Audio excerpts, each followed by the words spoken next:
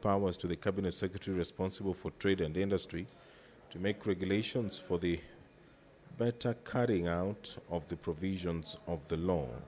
The senator says that the creative sector contributes to development both at the national and county government. Further, the creative industry includes activities, culture, and public entertainment. These activities relate to county government functions under Part 2 of the 4th Schedule to the Constitution. The bill, therefore, affects the powers and functions of the county government and is therefore a bill that concerns counties in terms of Article 110, Sub-Article 1A of the Constitution. The Cooperatives Bill, National Assembly Bill number 7 of 2024, is also in the order of business. And in the Committee of the Whole House, or Committee of the Whole, the senators will be considering amendments to the Division of Revenue Bill, National Assembly Bill number 10 of 2025, the Early Childhood Education Amendment Bill, Senate Bills number 54 of 2023. This bill seeks to amend the Early Childhood Education Act number 3 of 2021 to mandate the county governments to provide for the welfare of early childhood education teachers in public schools.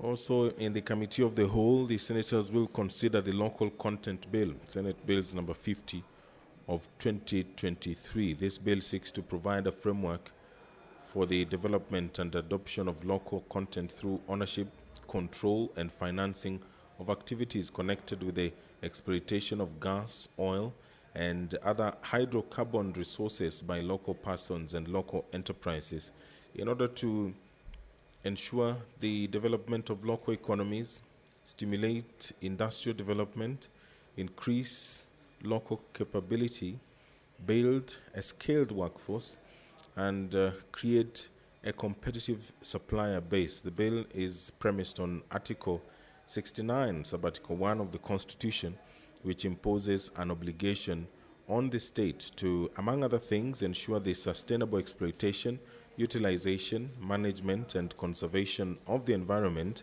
and natural resources, and ensure the equitable sharing of the accruing benefits, and also utilize the environment and natural resources for the benefit of the people of Kenya.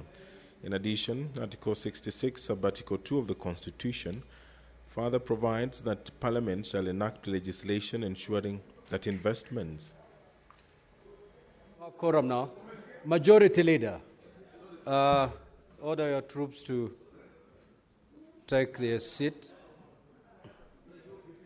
Clerk, you may proceed to call the first order. Order number 1, administration of oath. Order number 2, communication from the chair. Order number 3, messages. Order number 4, petitions. Order number 5, papers. The chairperson lies on committee to lay their paper. The chairperson is normally the deputy speaker or any other chairman of a standing committee.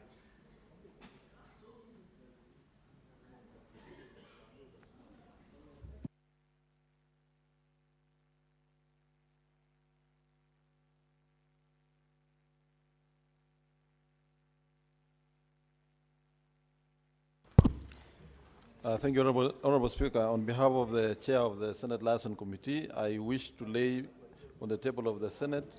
I beg to lay the following paper on the table of the Senate today, 28 May 2025, report of the Liaison Committee on the activities and operations of select committees during the third session of 2024.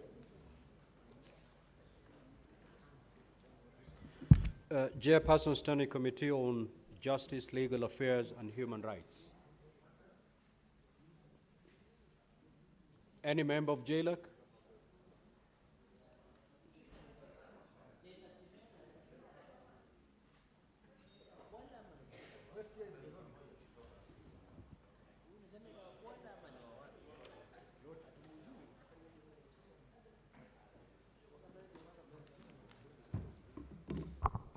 Mr. Speaker, sir, I beg to lay the following papers on the table of the Senate today, being the 28th May 2025. Number one, report of the Standing Committee on Justice, Legal Affairs and Human Rights on its consideration of the County Government's Election Laws Amendment Bill, Senate Bills number 2 of 2024. Number two, being the report of the Standing Committee on Justice, Legal Affairs and Human Rights on its consideration of the Constitution of Kenya Amendment Bill, Senate Bills number 17 of 2024. Number three, report of the Standing Committee on Justice, Legal Affairs and Human Rights on the consideration of a petition to the Senate by Mr. Bakari Alfan Munge and three others, being residents of Kwale County, regarding the implementation of an award by the Environment and Land Court for compensation and resettlement to the owners of Ramisi Phase 1, Block 5056 in Kwale County. Lastly, Mr. Speaker, report of the Standing Committee on Justice, Legal Affairs and Human Rights on consideration of a petition to the Senate by Mr. Laban Omusundi regarding the introduction of a framework for recalling nominated members of the county assemblies, MCAs. Thank you, Mr. Speaker.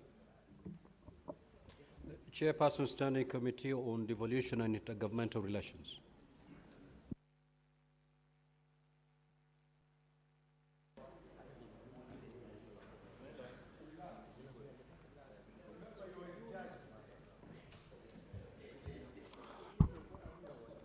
Honorable Speaker, sir, I beg to lay the following papers on the table of the Senate today, 28 May 2025, report of the Standing Committee on Devolution and Intergovernmental Relations on this inquiry, the state of governance and the county government of Garissa, arising from the statement sought by Senator Abdul Haji, MP. Thank you, Mr. Speaker. I beg to lay. Next order, clerk.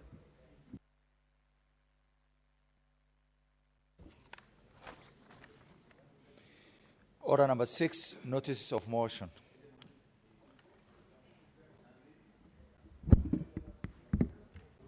Chairperson, Liaison Committee. Senator Mandago.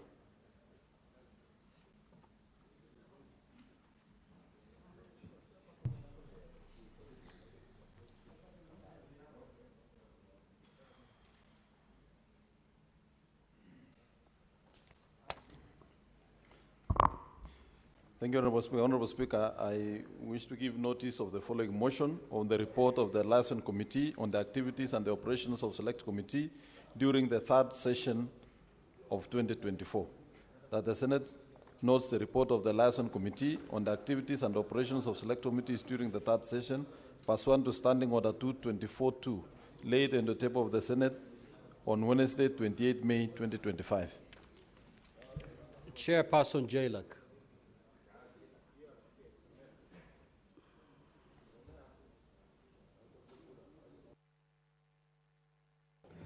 Thank you, Mr. Speaker. I beg to give notice of the following motion that the Senate adopts the report of the Standing Committee on Justice, Legal Affairs and Human Rights on its consideration of a petition to the Senate by Mr. Bakari Alfan Munge and three others, being residents of Kwale County, regarding the implementation of an award by the Environment and Land Court for compensation to and resettlement of the owners of Ramisi Phase 1, Block 5056 in Kwale County, laid on the table of the Senate on Wednesday, 28th May 2025.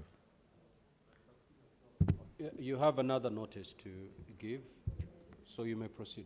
Thank you, Mr. Speaker. I equally beg to give notice that the Senate adopts the report of the Standing Committee on Justice, Legal Affairs and Human Rights on its consideration of a petition to the Senate by Mr. Laban Omusundi regarding the introduction of a framework for recalling nominated members of the county assemblies, MCAs, laid on the table of the Senate on Wednesday, 28th May 2025. Thank you. The Chairperson, Standing Committee on Devolution and Intergovernmental Relations.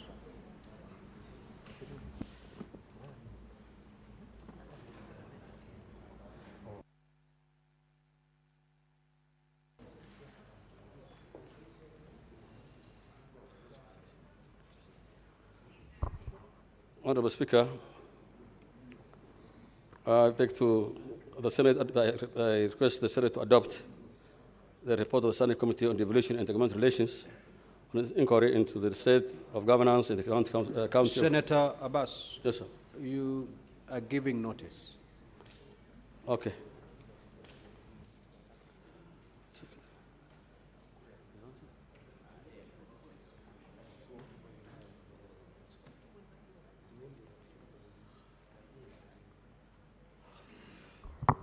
Honorable Speaker, I beg to give notice that the Senate adopts the report of the Standing Committee on Devolution and Intergovernmental Relations on its inquiry into the state of governance in the county government of Garissa arising from a statement sought by Senator Abdul Haji, MP, laid on the table of the Senate on Wednesday, the 28th May 2025. I beg to lay it. Senator for Nandi, the Honorable Samson Chirange.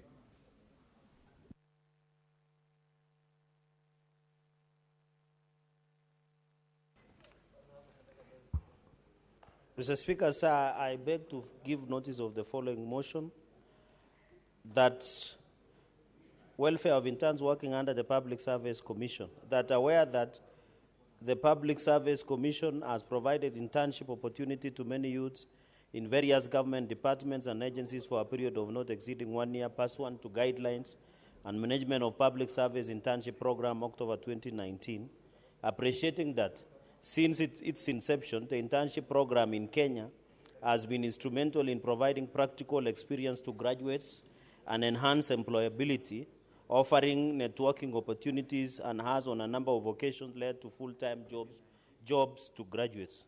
Concerned that internship opportunities are limited in number, skewed in distribution across the government departments and agencies, lack clear pathway to permanent employment, have inadequate opportunities to skills development due to the shorter duration that are offered, and that the stipend offered to PSC interns is insufficient, with an average stipend ranging from 15,000 Kenya shillings to 30,000 Kenya shillings per month, which is not sustainable, especially to interns living in major cities like Nairobi, Mombasa, Eldoret, and Kisumu, where the cost of living is too high.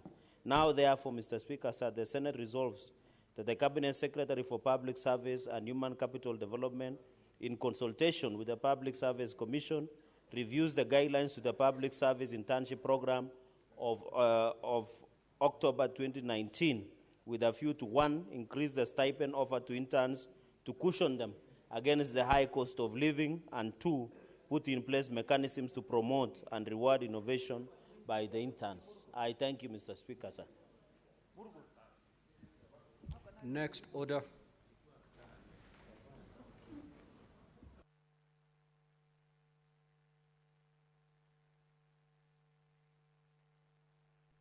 Now, honorable senators, before the clerk calls the next order, allow me to make this communication.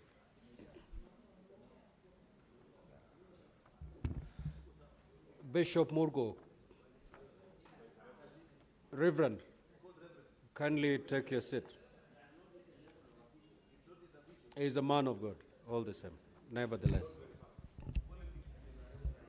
Now, honorable senators, I would like to acknowledge the presence in the public gallery this afternoon of visiting teachers and students from Frithov Eugene Bice Academy in Kajiado County.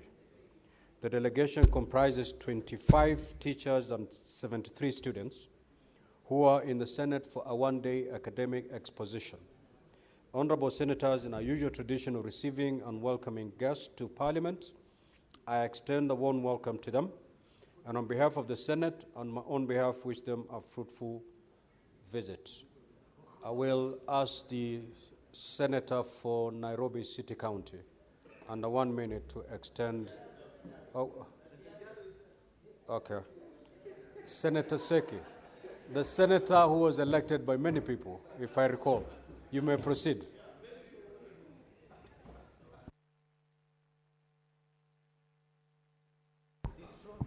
Thank you, Honorable Speaker. I want also to join you to congratulate and welcome a student from Kajiado.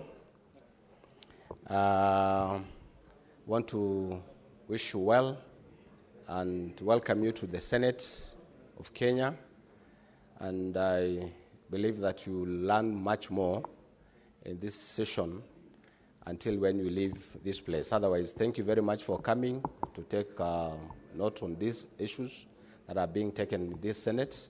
And I believe as you go back home, you will have a story to tell to your fellow students and pupils, and definitely will join hands together as we come back to Kajiado and say hi to you in Kajiado and even outside here. But I think it is good that you came. Otherwise, thank you very much.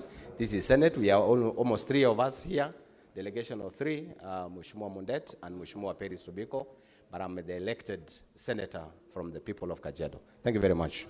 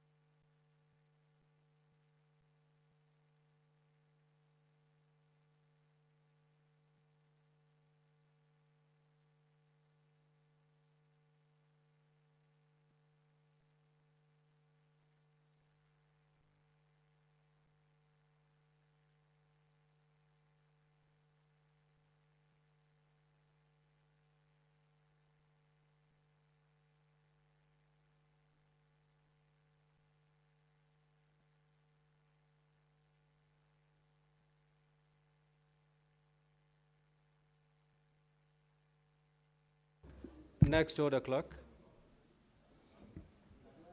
Order number 7, questions and statements. Senator Hamida Kibwana, statements pursuant to Standing Order 52-1. That statement is dropped. Statements pursuant to Standing Order 53-1. The Honorable Senator Essi Okenyuri.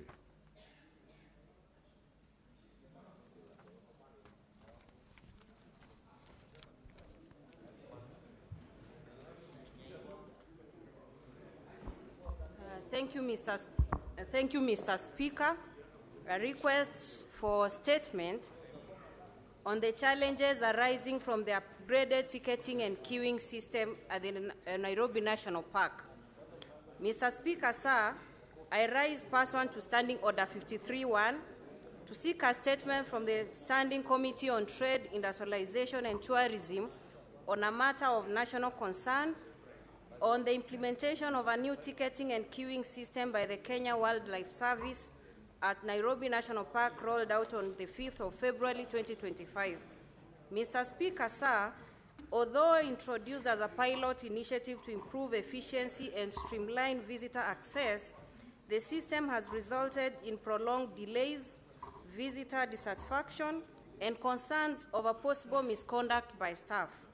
These challenges, if not addressed, may negatively affect our tourism revenue and Kenya's image as a preferred wildlife tourism destination. In the statement, the committee should therefore address the following. 1, the rollout and technical implementation of the upgraded ticketing and queuing system at Nairobi National Park, including the objectives of the pilot phase and how it was structured. 2, the reasons for the continued delays and inefficiencies experienced by park visitors since the launch of the system, identifying whether these are due to technical, operational, or human resource challenges. 3, reports or investigations into cases of misconduct involving KWS staff, particularly concerning irregular entry procedures. 4, the impact of the new system on visitor numbers, satisfaction and revenue collection at Nairobi National Park since February 2025. And finally, the internal assessment and feedback mechanisms established by KWS to monitor system performance and the steps being taken to resolve the current inefficiencies and ensure a smooth visitor experience going forward. Senator Okenyuri Esther, thank you. Senator Richard Onyonka.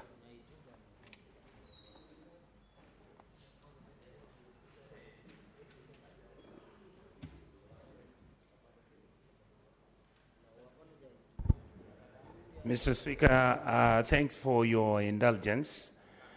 Mr. Speaker, I would like to request for a statement on the criteria for the designation of diaspora polling stations globally. Mr. Speaker, I rise pursuant to Standing Order 53-1 to seek a statement from the Standing Committee of Justice, Legal Affairs and Human Rights on a matter of international concern regarding the criteria used in the designation of polling stations outside our country, Kenya.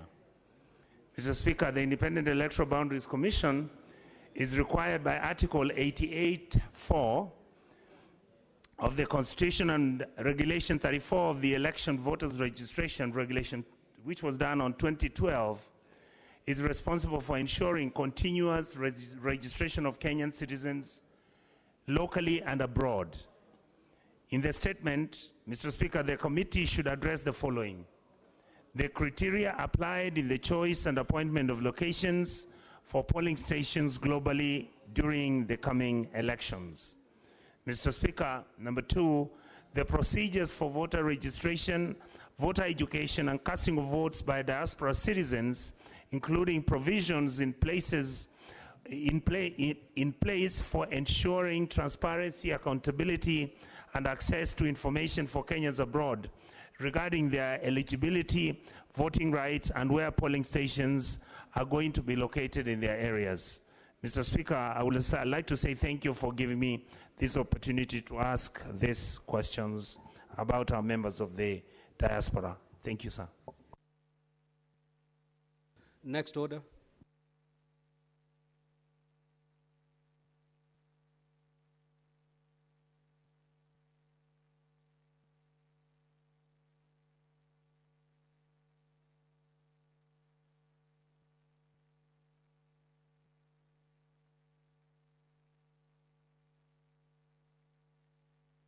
Now, honorable senators, if you look at your order paper, order number 8 to 13, these orders are up for division, and therefore we'll call them at once. Proceed to ring the bell, and then proceed to do divisions. Clerk, proceed to call those orders. Order number 8, motion.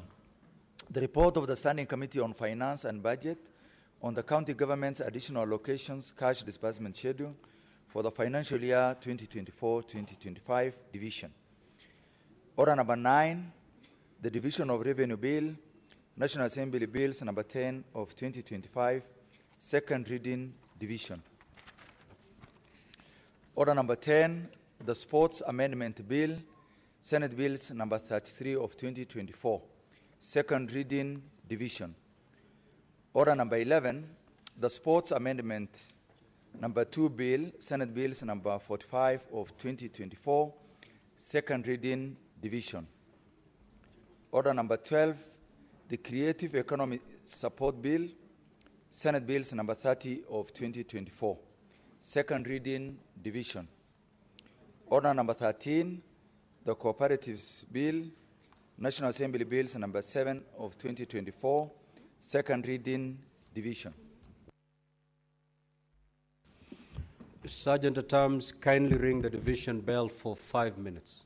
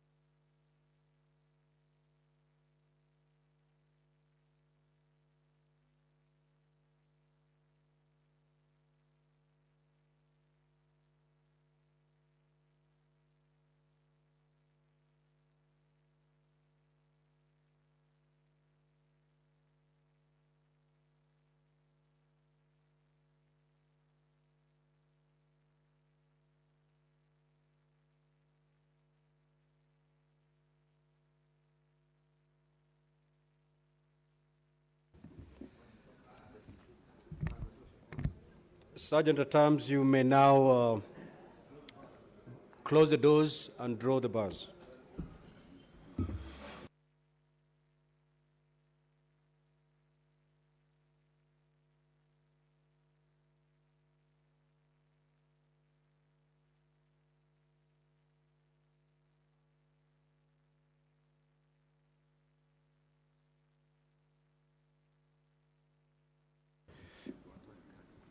Now, honorable senators, before we do the actual voting, kindly log out. Just pull out your cards from the delegates unit. And Sergeant at Arms, just go around and pick the unattended cards.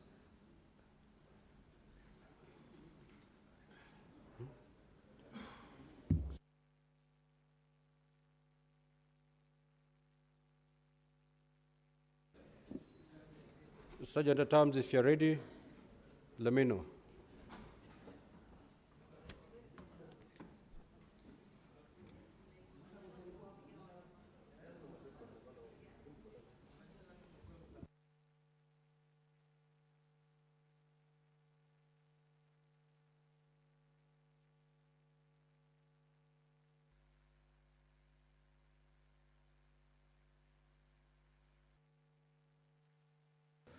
Sergeant at Arms, are we ready? Thank you. Honorable Senators, you may now log back into the delegate unit.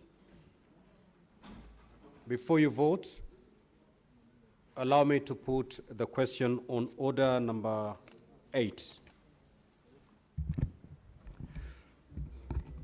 That the Senate adopts the report of the Standing Committee on Finance and Budget on the county government's additional allocations, cash disbursement schedule for the financial year 2024-2025, laid on the table of the Senate on Tuesday, the 27th of May, 2025, and that pursuant to Section 17.7 of the County Government's Additional Allocations, Section 17.7 of the Public Finance Management Act, the Senate approves the County Government's Additional Allocations Cash Disbursement Schedule for the financial year 2024-2025.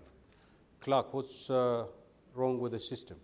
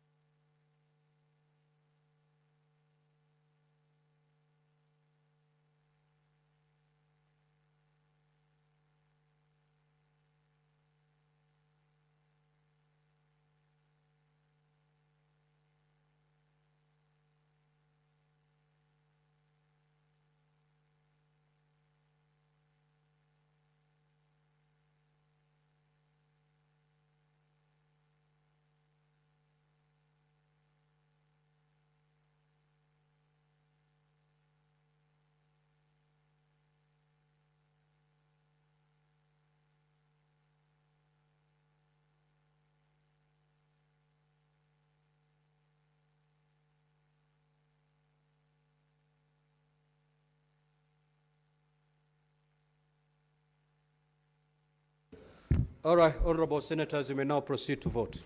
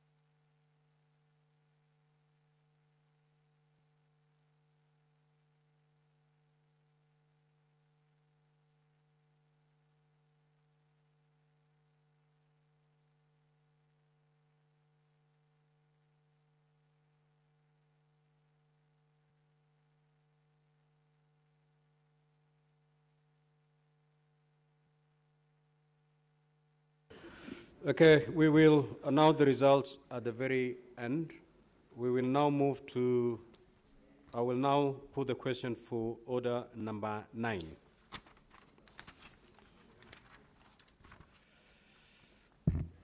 Which is the Division of Revenue Bill, National Assembly Bills number 10 of 2025, be now read a second time.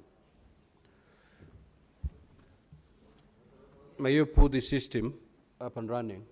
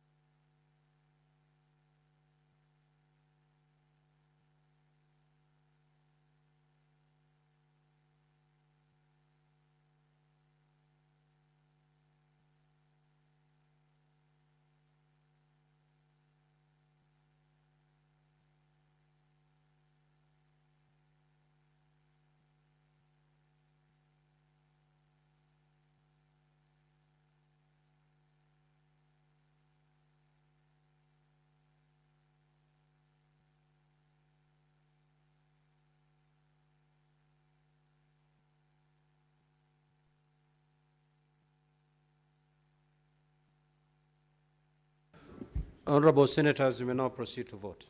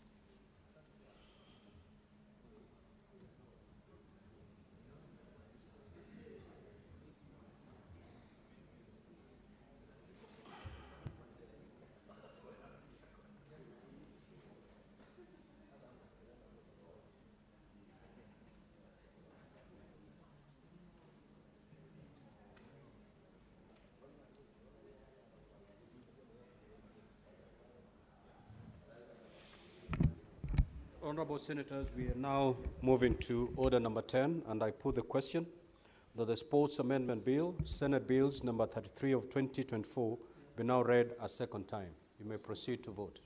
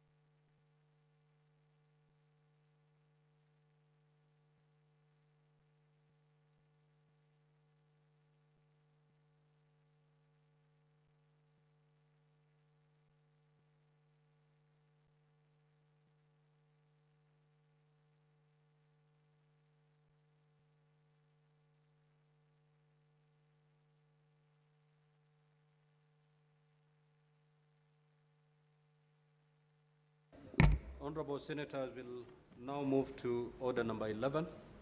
Majority Leader, kindly take your seat. I'll put the question that the Sports Amendment number 2 bill, Senate Bills number 45 of 2024, be now read a second time. You may proceed to vote.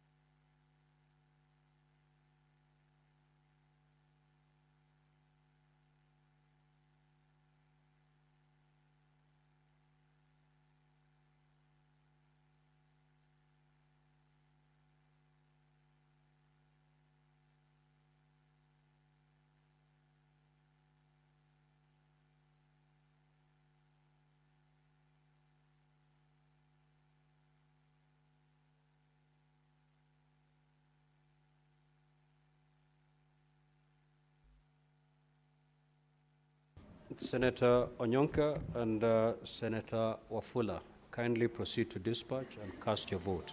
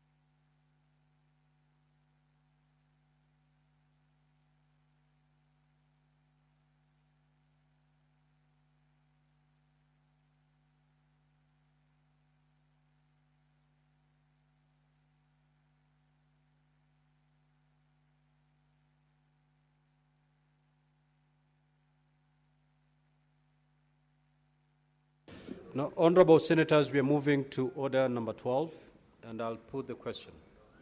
Senator Wakili and Senator Boni, take your seats.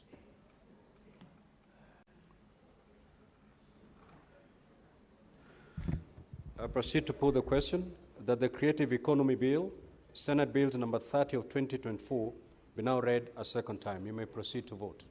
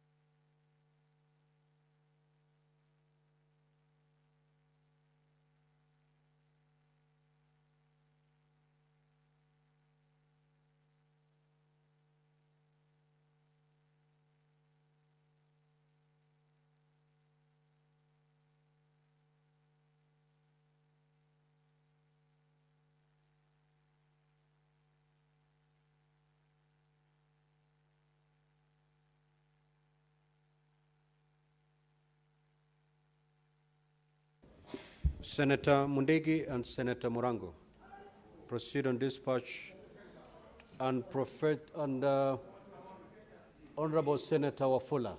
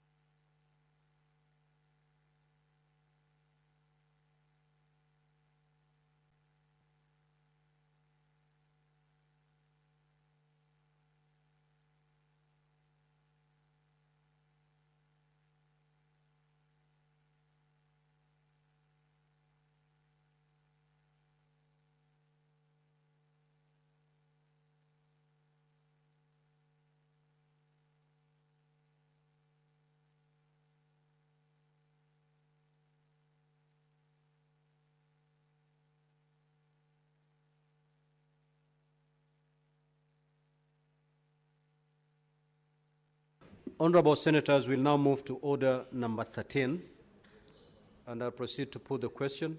Senator Murango and Senator Chute.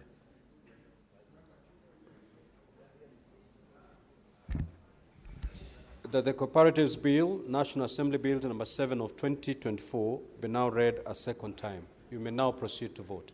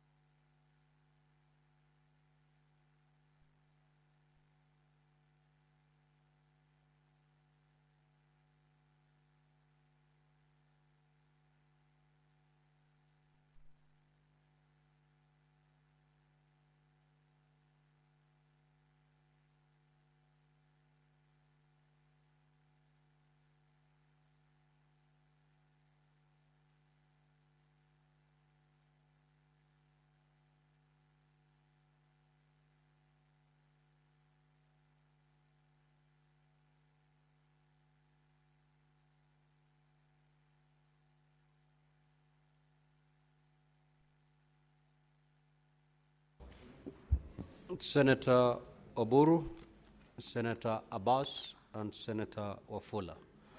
Proceed to dispatch and cast your vote.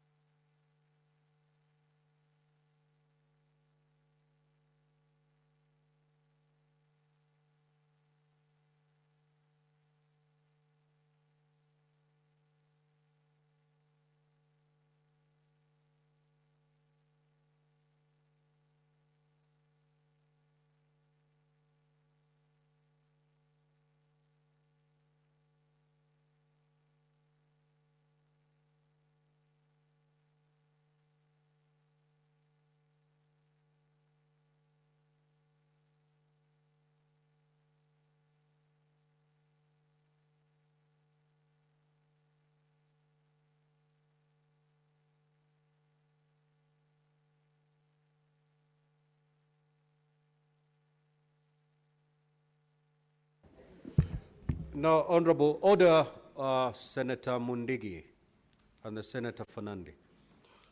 The result for the division are as follows. For order number 8,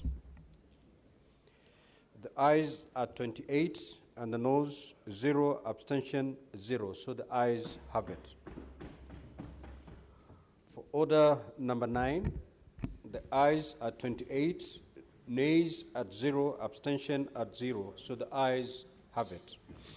A bill for an act of parliament to provide for the equitable division of revenue raised nationally between the national and county governments in the 2025-2026 financial year and for connected purposes. For order number 10, the result is as follows. Ayes are 28, nays at 0, abstention 0. So the ayes have it. A bill for an act of parliament to amend the Sports Act and for connected purposes. The results for order number 11, ayes 28, nays 0, abstention 0. So the ayes have it. A bill for an act of parliament to amend the Sports Act to create county academies of sports to protect minors in sports and for connected purposes. The results of the division on order number 12, ayes are 28, nays 0, abstention 0. So the ayes have it.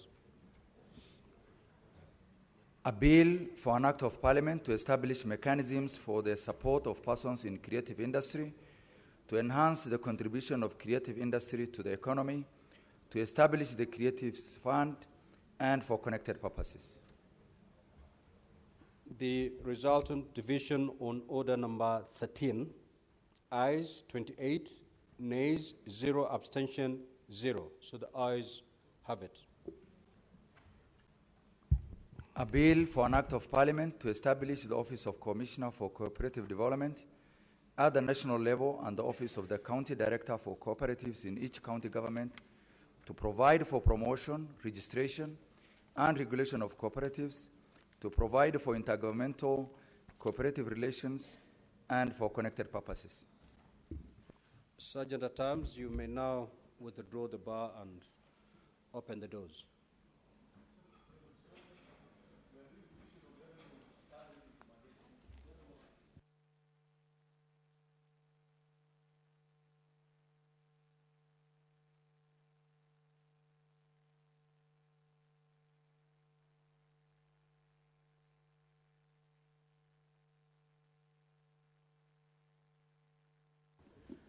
Next order, clerk.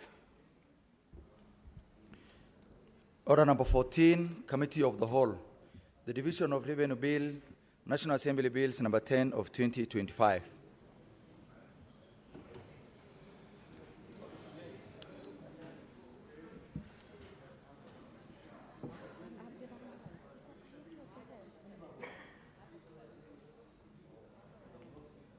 Who is helping?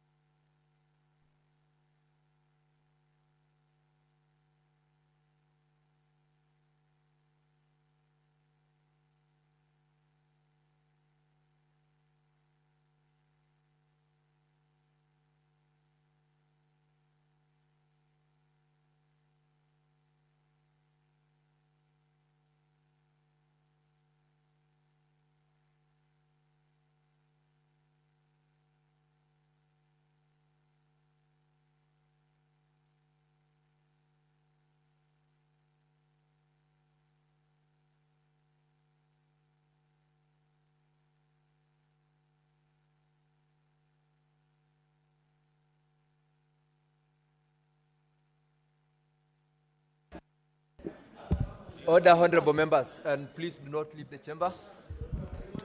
Let us take our seats.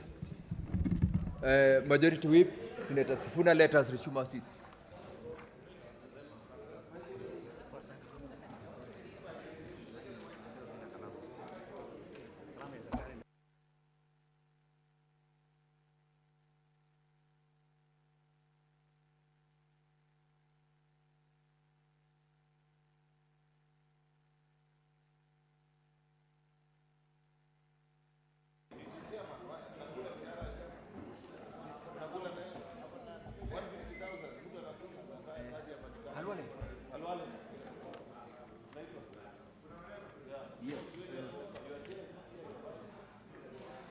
You will move the amendments. Yeah, move. Chairman is not there. Where are they?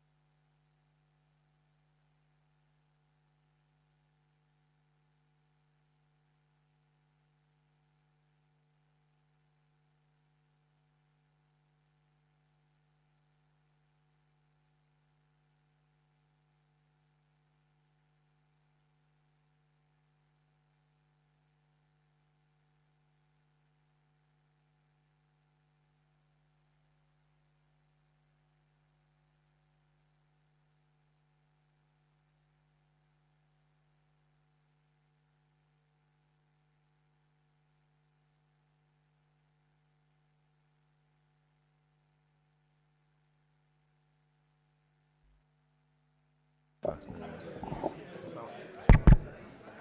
right. Honorable members, order, honorable members. Kindly let's take our seats. Senator Chute and Senator Kisang.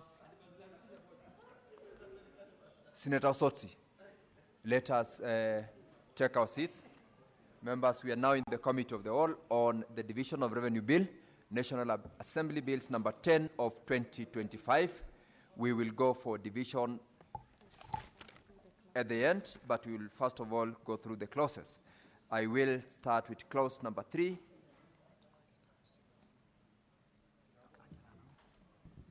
Clause 3.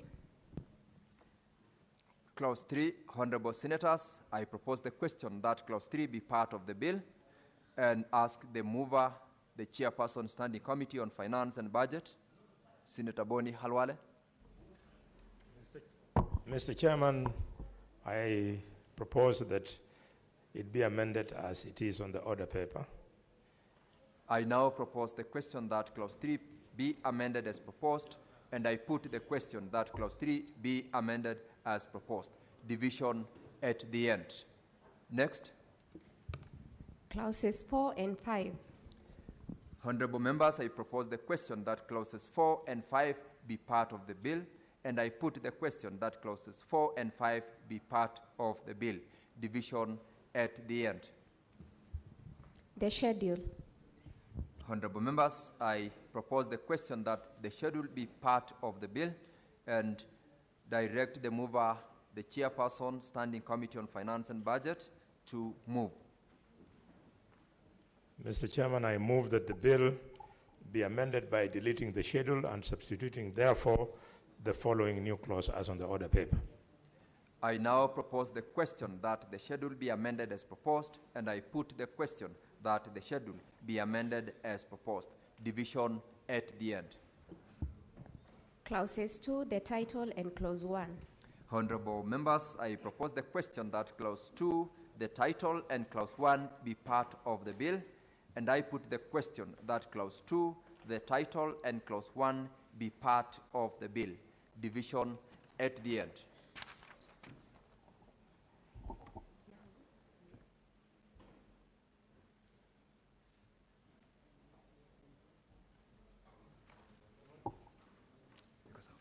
Now, honorable members, we are immediately going to proceed for division. Before that, I direct the bell be rung for 5 minutes for us to get the numbers to proceed to division. Sergeant at Arms, ring the quorum bell for 5 minutes.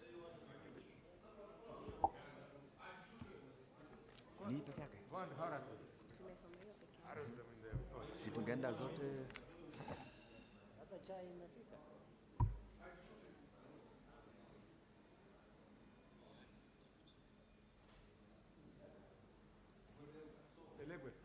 Hii mambo ya broad based ni nzuri. Unaona watu wa opposition wanatufanyia kazi. Sisi tunakula tu mshahara ya kule.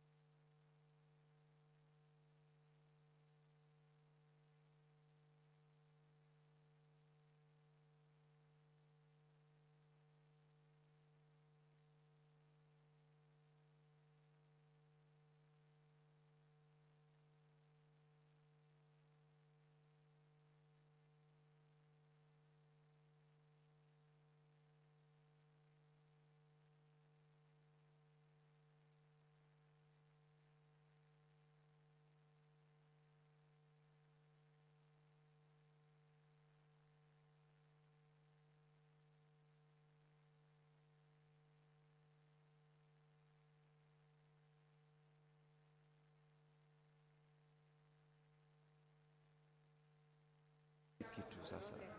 Yeah, this thing is not there.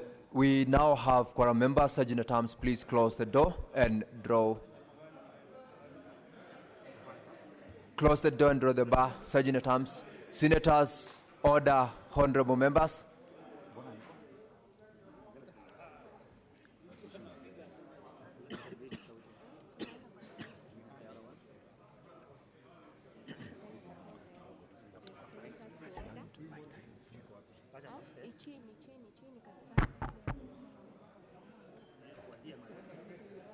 Honorable members, take your seats. Honorable senators, take your seats.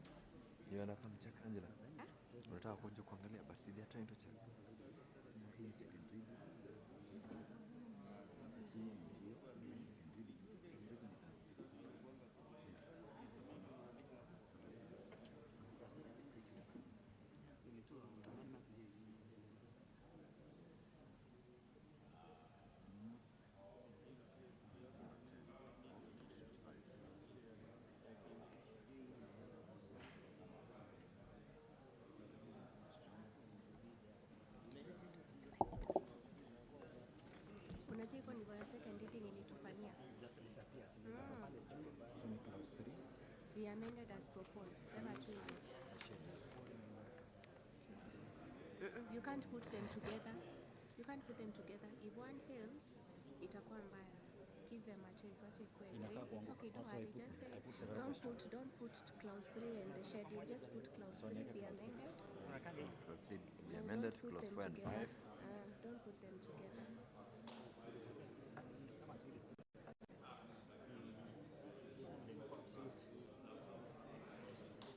Usipanic, just put Sabrina clauses only as proposed. Apply and then that. The schedule be amended as proposed.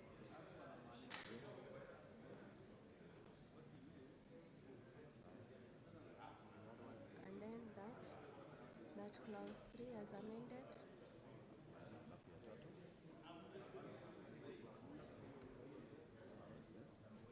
And then aki-announce results, unaweza eka that reading.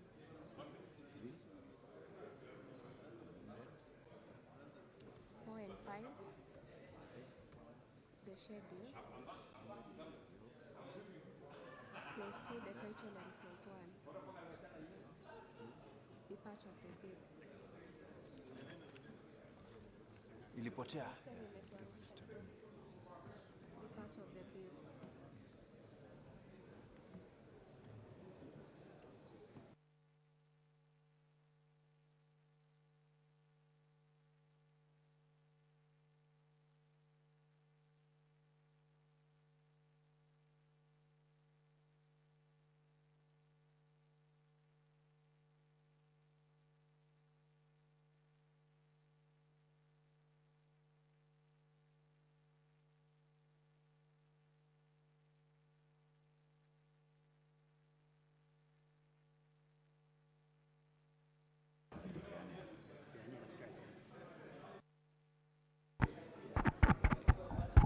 Now, honorable members, we are ready to proceed to vote. Senator Sifuna, Senator Wambua, Senator Kisang, let's take our seats. You now may proceed to log out from your stations. And the Sergeant at Arms to take away cards from unattended delegates' units. Honorable senators, log out. Order, Majority Leader. Order.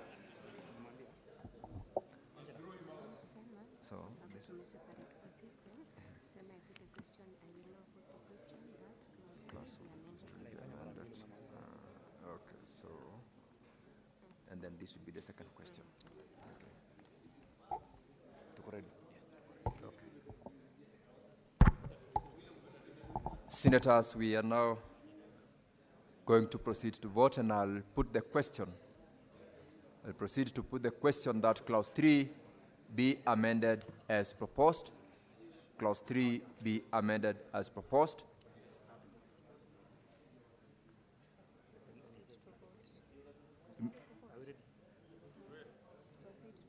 You may now proceed to vote.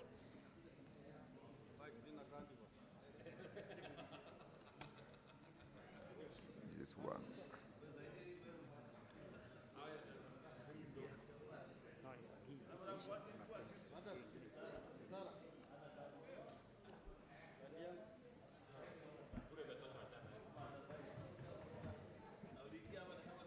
Imefika 25.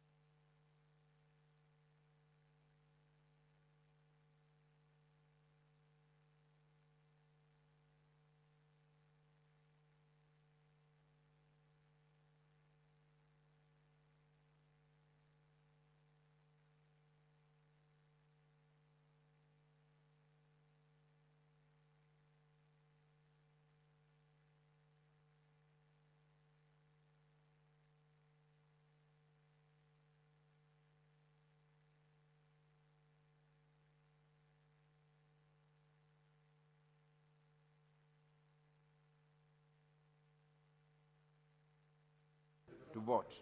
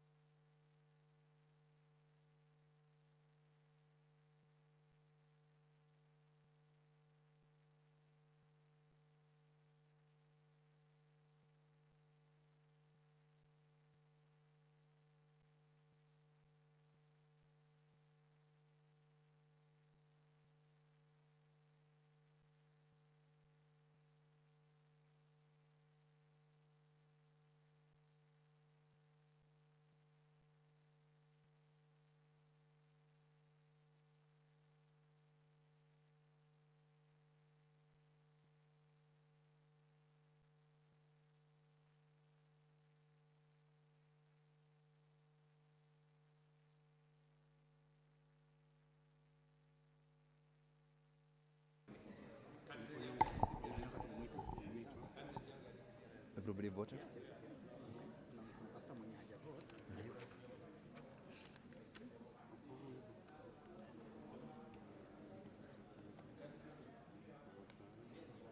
Manzoya hayuko.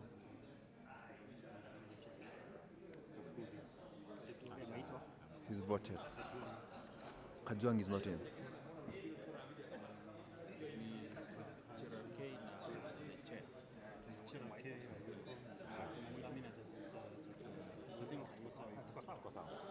Honorable members, we are now proceeding to the next clause, and I put the question that the schedule be amended as proposed. Order, honorable senators. I put the question that the schedule be amended as proposed. You may proceed to vote.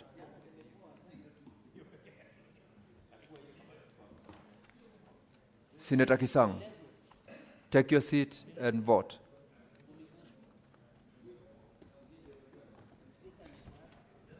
Nimekuona.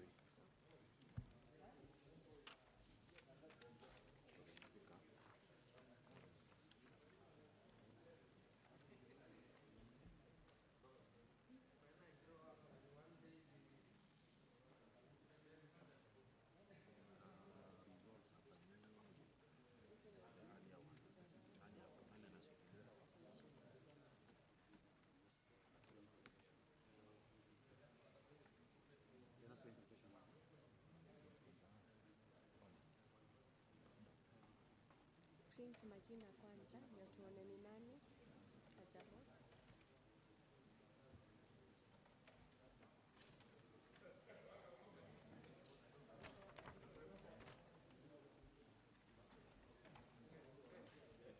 Print another copy. Angela, confirm.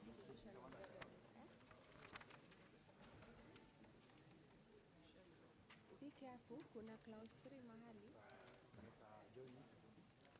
Senator Joe Newton, approach the desk to vote.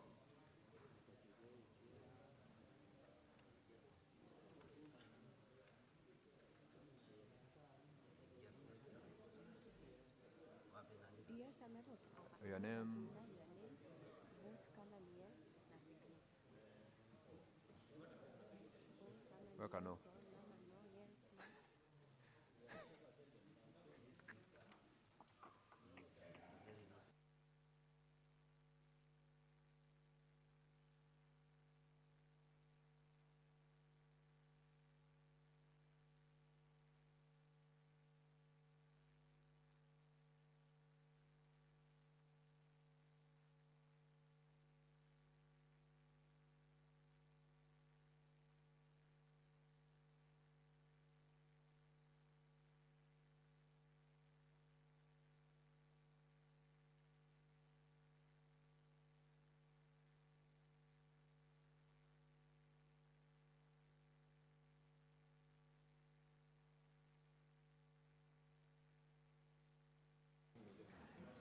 We now proceed to the next.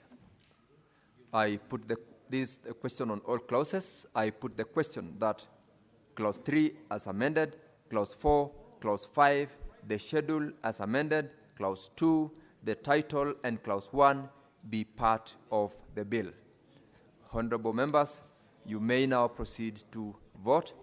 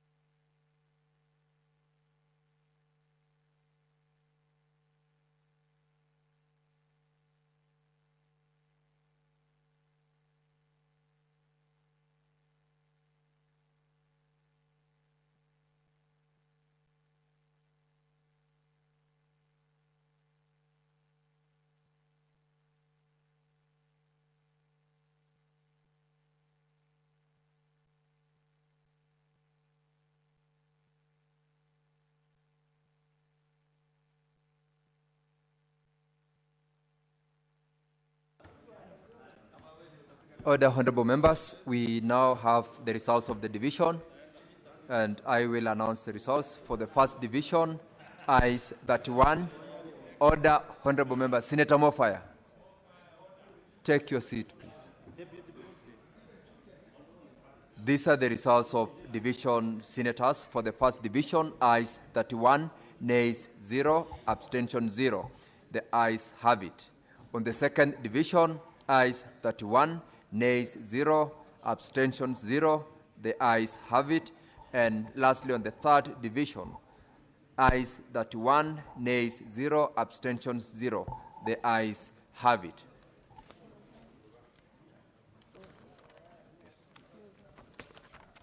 I now call upon the mover. Now the chairperson is present, Senator Boni Halwale. Order, honorable members, the chairperson or Senator Boni Halwale.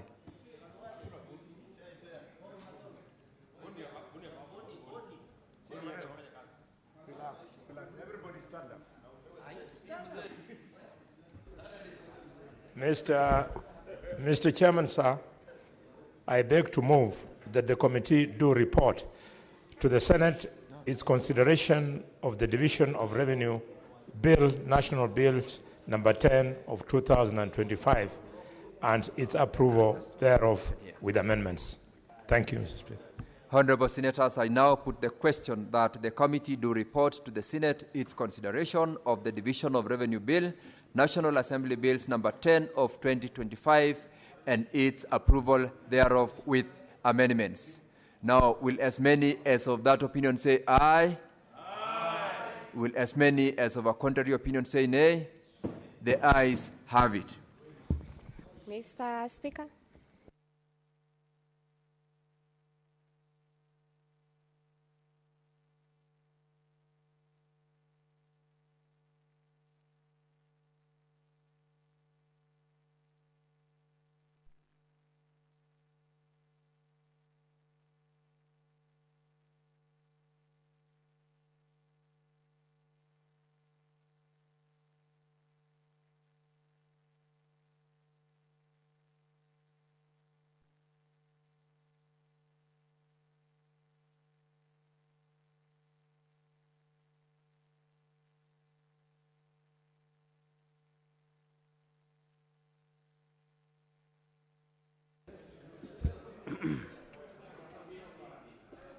Honorable Senators, kindly don't leave the chamber. We have another division, the last one. Let's have on Senator Chute. Senator Olsosi, I don't know what the campaign you have this afternoon.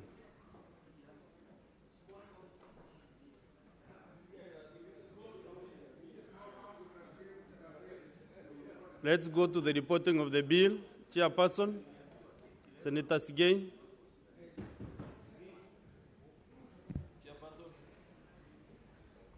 Mr. Speaker, I beg to report that the Committee of the Whole has considered the Division of Revenue Bill, National Assembly Bills number 10 of 2025, and its approval thereof with amendments. Mover. Mr. Speaker, sir, I beg to move that the House doth agree with the committee in the said report. I beg you, pardon? What did you say? Mr. Speaker, sir, I beg to move that the House doth agree with the committee in the said report. Now give the majority leader to move, because now you are misleading us with your endorsement. Mr. Speaker, sir, Mr. Speaker, sir, the mover is the majority leader. Let him do his work. Mr. Speaker, sir, the correct reading is doth, not do. Now it's doth. The House so informed. This afternoon, I am not ready for any lessons. I'm not doing any lessons.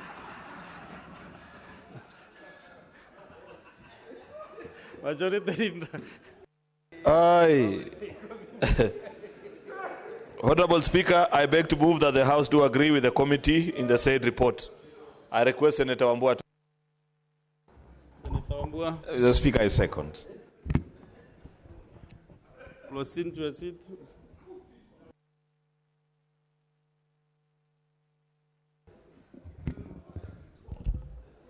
Senator Mboni.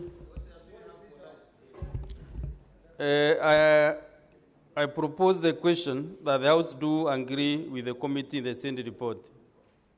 I put the question that the House do agree with the committee in the Senate report. As many as of the similar opinion say aye. As many as of contrary opinion say nay. The ayes have it. Over. Speaker, I beg to move that the Division of Revenue Bill, National Assembly Bill number 10 of 2025, be now read a third time. I request Senator Githuku Kamau to second. Senator Githuku. Thank you, Chair. I second.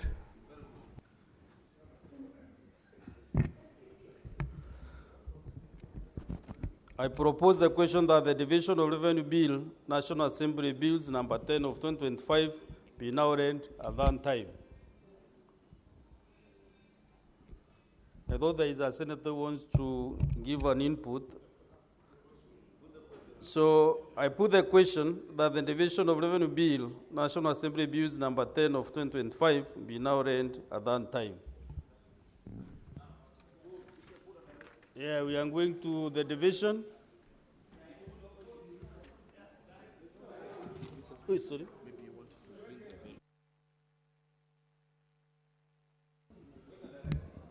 Do we have numbers or will we ring the quorum bell? For 2 minutes. 2 minutes is okay. Let's sanitize the process.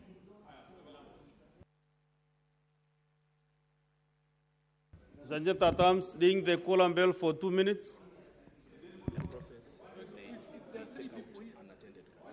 And also, you take out the unattended cards. Meanwhile,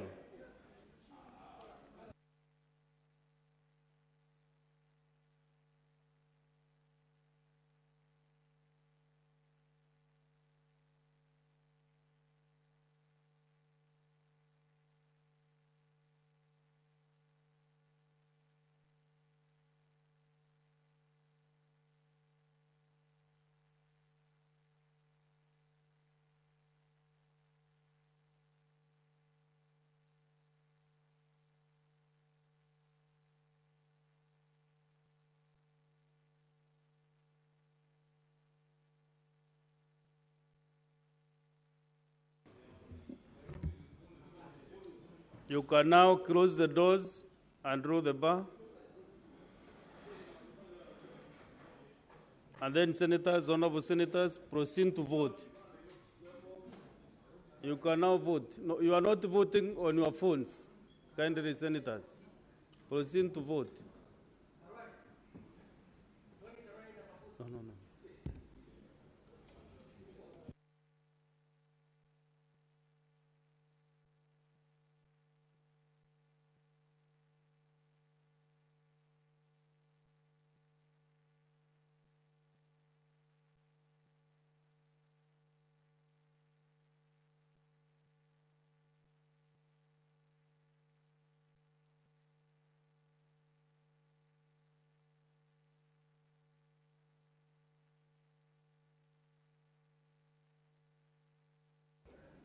Senator Chute and your group, I hope you are voting, eh?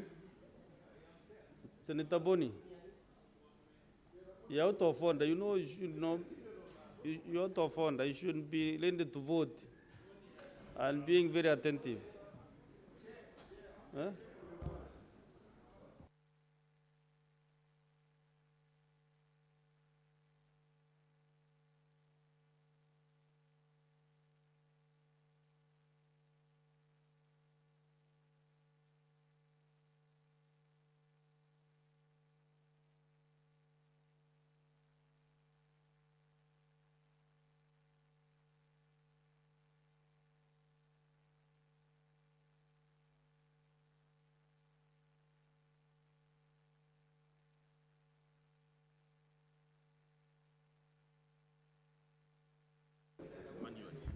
Senator Oburu Ondinga, Senator Onyonka, and Senator Mungatana approach the table.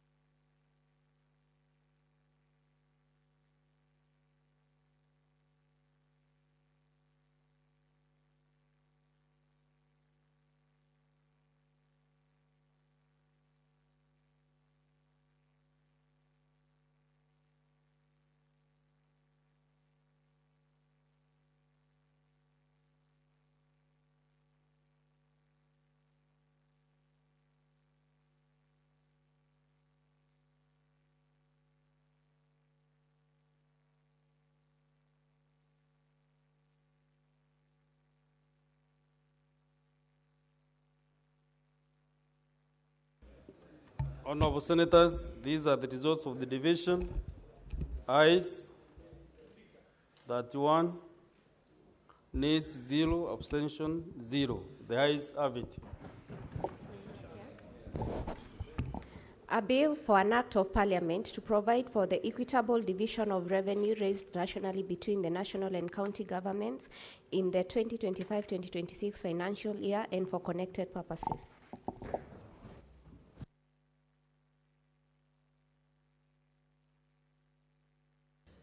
You can now open the doors and withdraw the bars.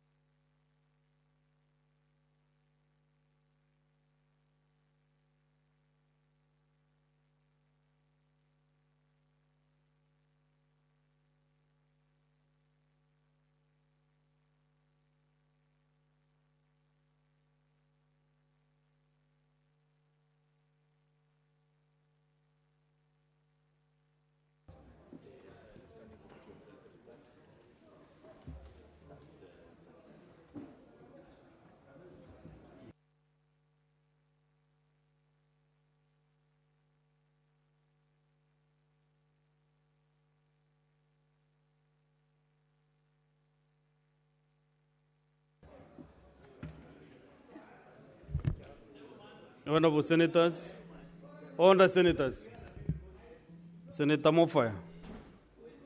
Honorable Senators, we reorganize the business of the day. We defer under 15, 16, and 17. Now we go to order number 18. Clerk. Order number 18, motion, consideration of the report of the Standing Committee on Health on a petition to the Senate by Ms. Mercy Chepchichir regarding the alleged medical negligence and staff incompetence, which led to the death of Ms. Anita Jepkorir at the Moi Teaching and Referral Hospital. Resumption of debate.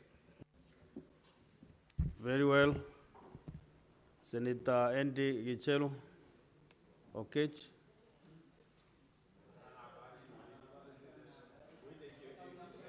Senator Chalagay Samson.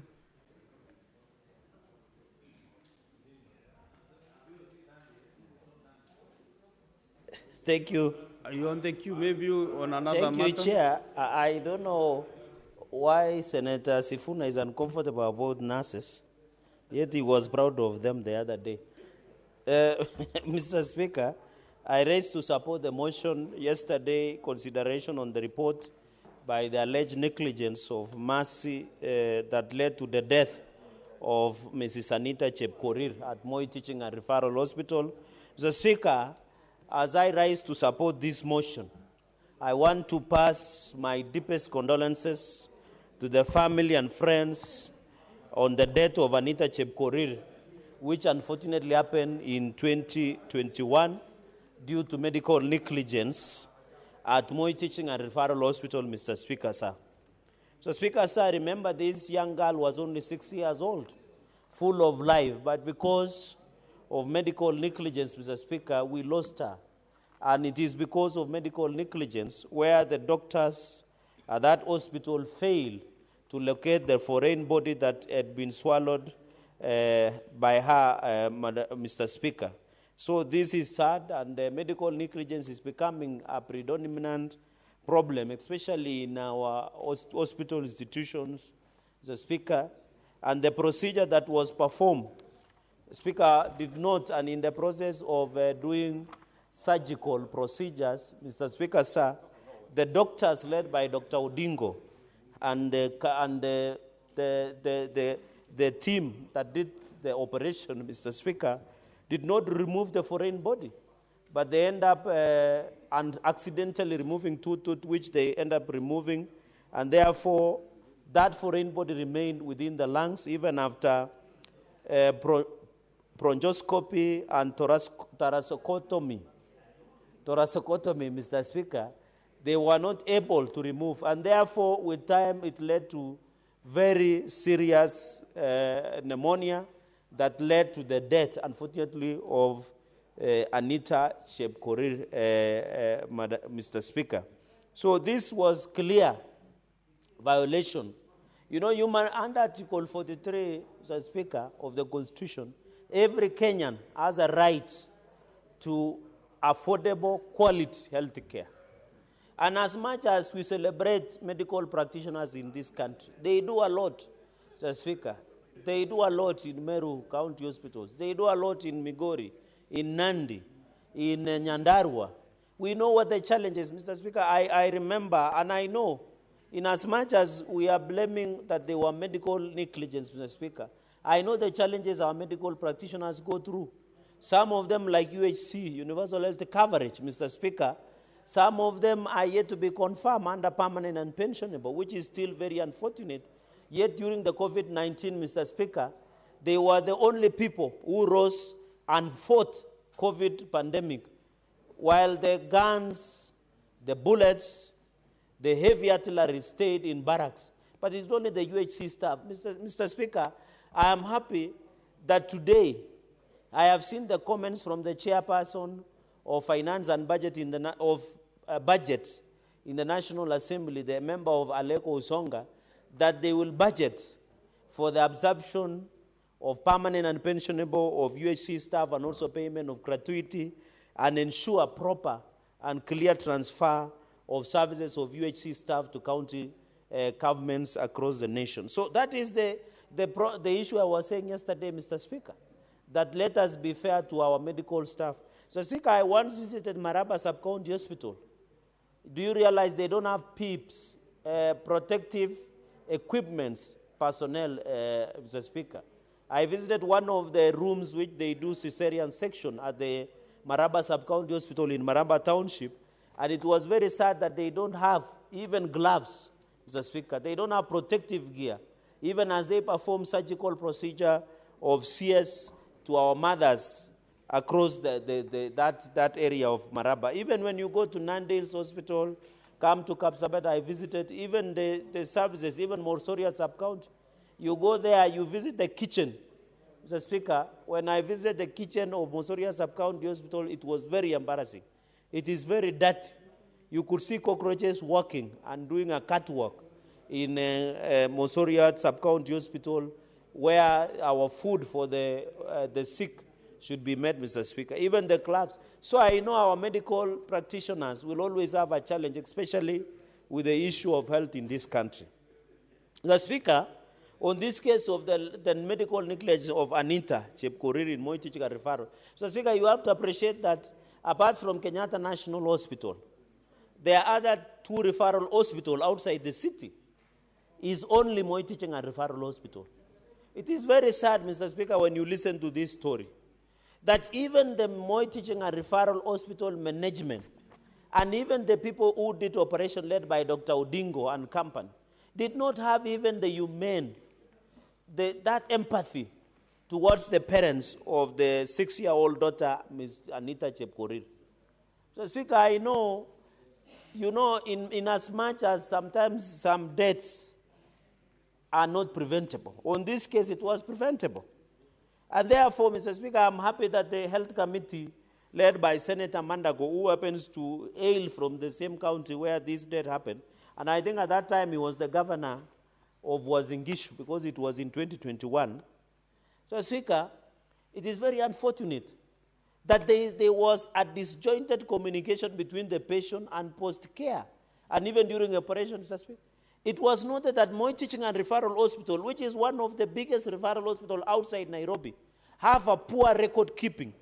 Say that the people who admitted and released the girl, Mr. Speaker, did not even, there was no proper trailing of the records since when the patient was admitted, during the surgical procedure, during the recovery period, and even during post-care and after-care after the patient was released from the hospital.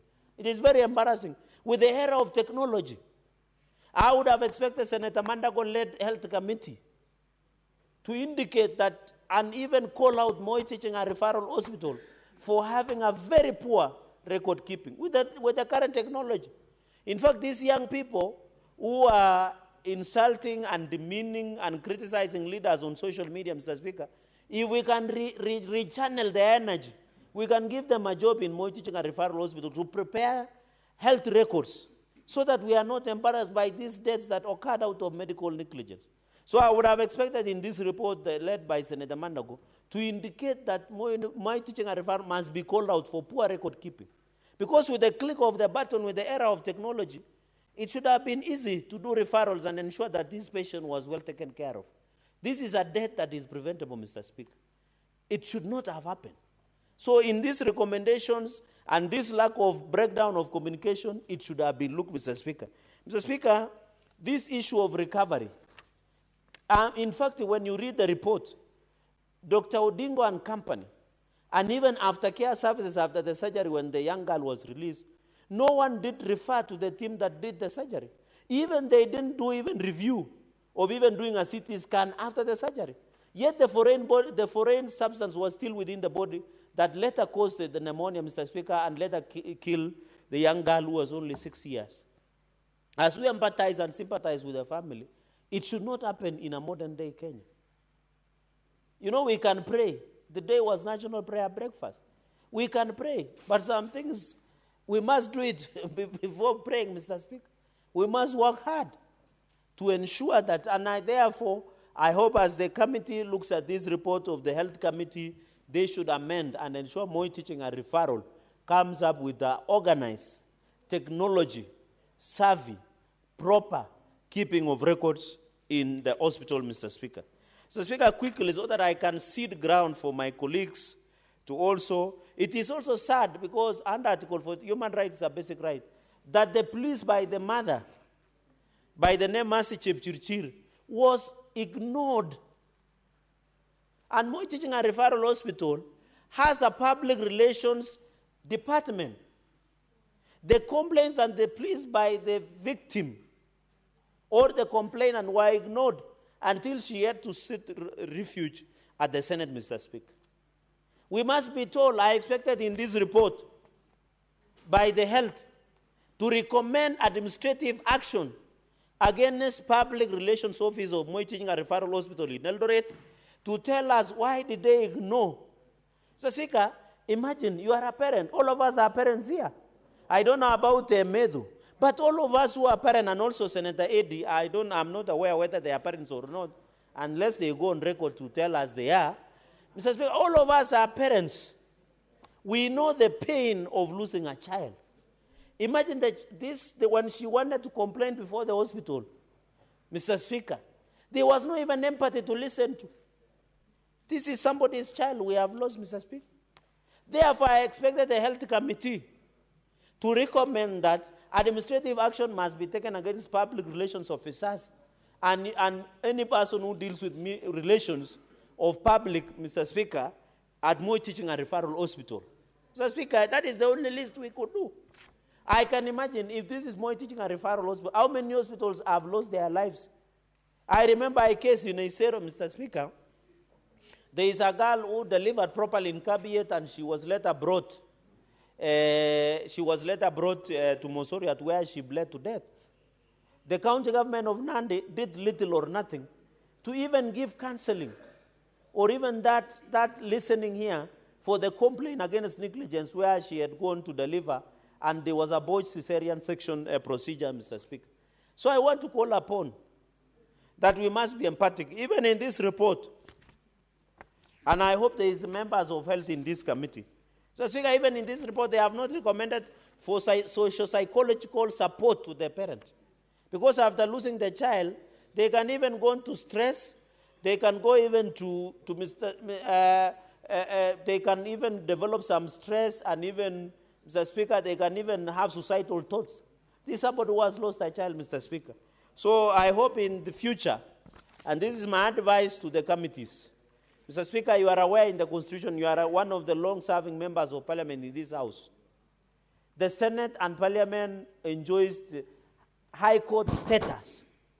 So whenever we make recommendations, we must make recommendations like the High Court. Mr. Speaker, let's quickly go to the recommendations that this committee did develop. I'm happy, but I'm sad. What the committee recommended is sweet and sour. like a Chinese dish, trying to run away from this responsibility and then apportioning blame.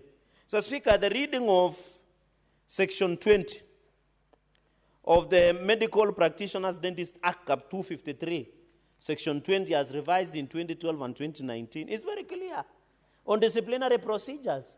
One of the grounds, Mr. Speaker, is you can caution, you can issue caution, or you can reprimand. You can also, Mr. Speaker, order remedial cases for doctors or medical practitioners. I expected, after the procedure was done, Mr. Speaker, do you know 2 procedures was done? Trichotomy and another one related to brachiotomy, Mr. Speaker. 2 was done, but they never removed the foreign body. It means the doctors led by Dr. Odingo and company, that the surgical team, Mr. Speaker, they must be ordered to go back for remedial training.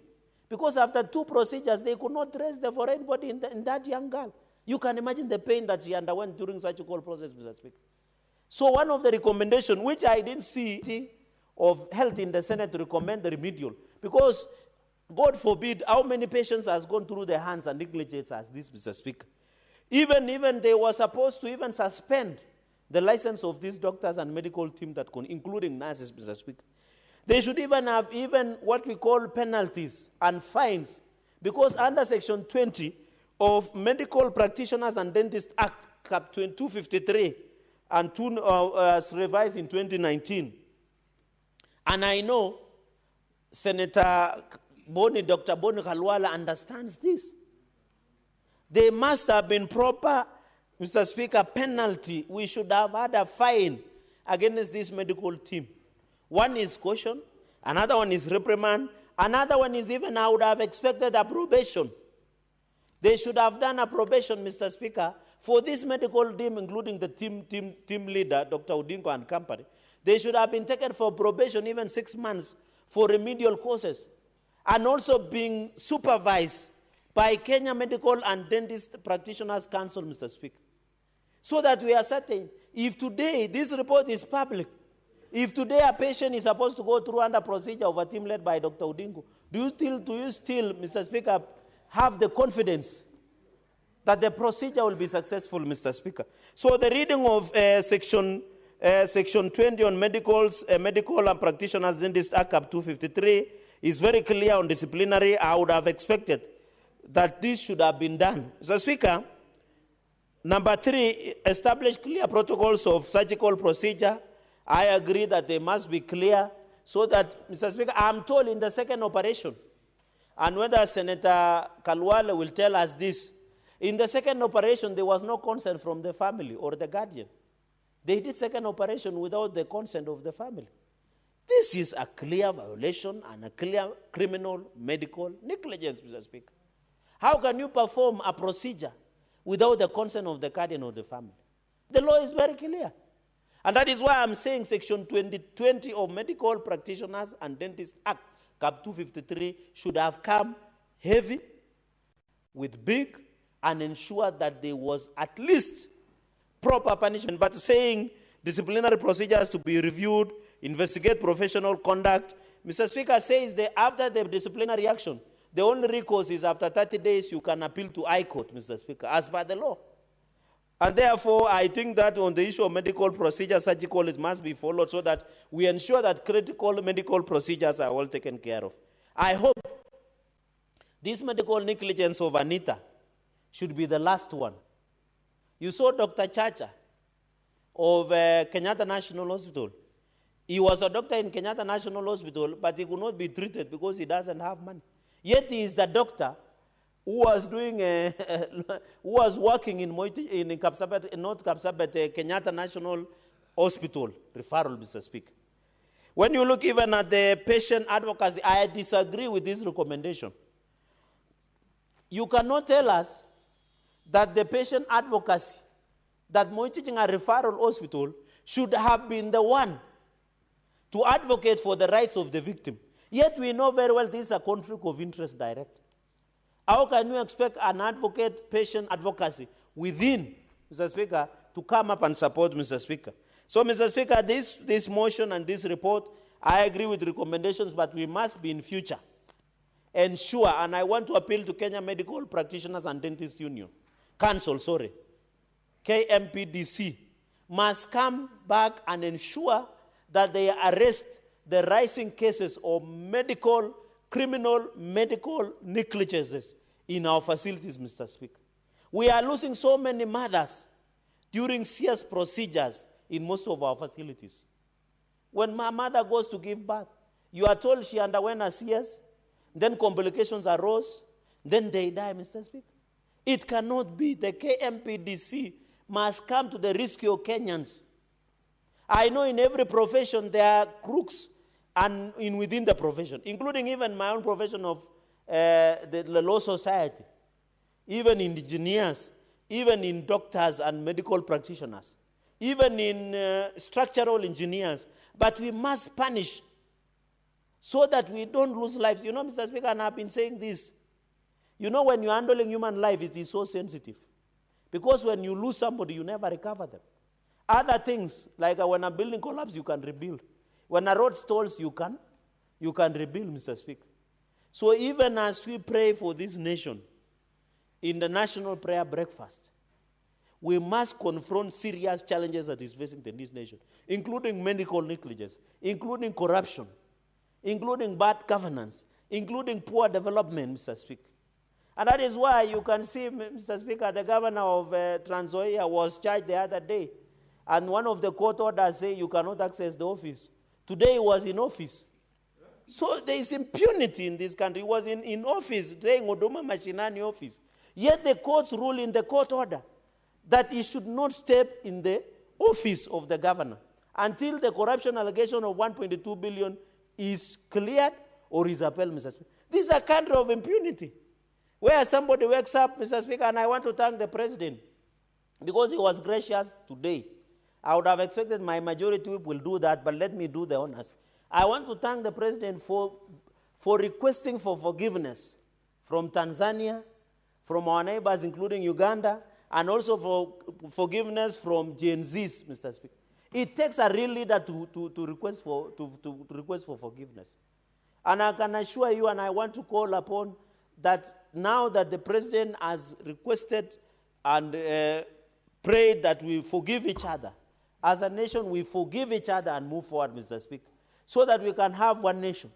I want to appeal to Tanzania's members of parliament that even if English is not their priority, they should not also insult us in Kiswahili. We are also telling them, let us have one united East African nation where we are proud of, Mr. Speaker. And that is what I want to appeal as we go into the future. With this motion, Mr. Speaker, let us ensure that we finish issues of medical negligence in this country. Thank you, Mr. Speaker, for that indulgence, and I support this motion on this matter, Mr. Speaker. Thank you. Next is Senator Okech Andy.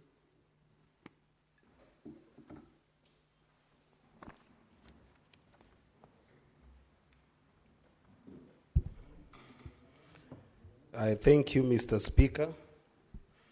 And this is one of those hardest motions to contribute to.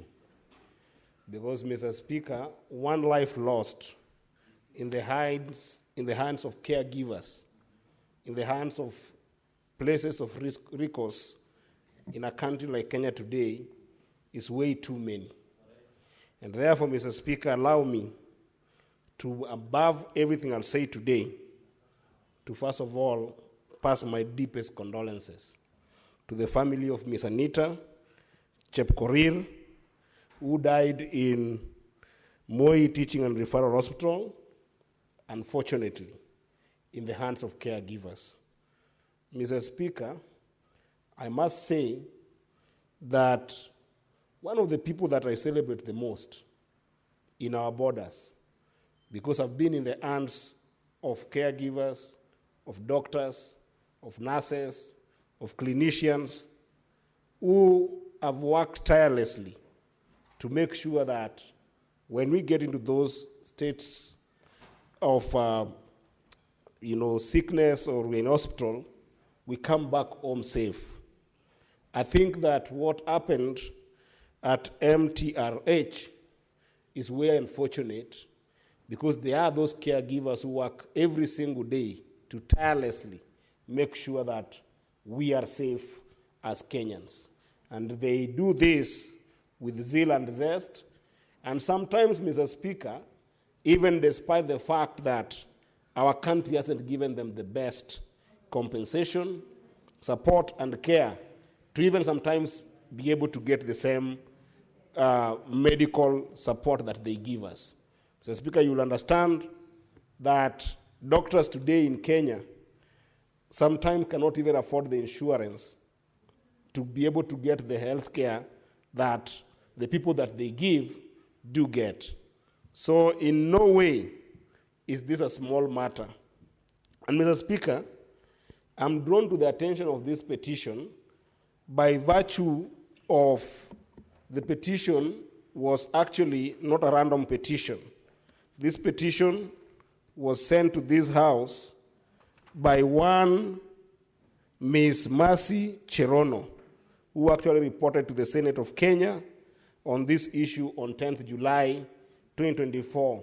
That was last year when this petition was brought to us. So first of all, I want to thank her, because without her, we could not have been able to know what happened to this promising soul of Miss Anita, who unfortunately lost her life in the course of getting attention at the MTRH. But Mr. Speaker, what is even more wanting that today I wanted to talk about is how many people and how many cases, perhaps, Mr. Speaker, are unreported. How many deaths could we be having in our different institutions and medical facilities that are not reported? Mr. Speaker, I had an advantage of studying in the US. And in the US, every year, on average, you'll find about 600,000 cases of deaths reported in hospitals that the cause of those deaths, if you were to rank them at any given time, this is one of the countries that has made very strong strides in terms of medical advancement.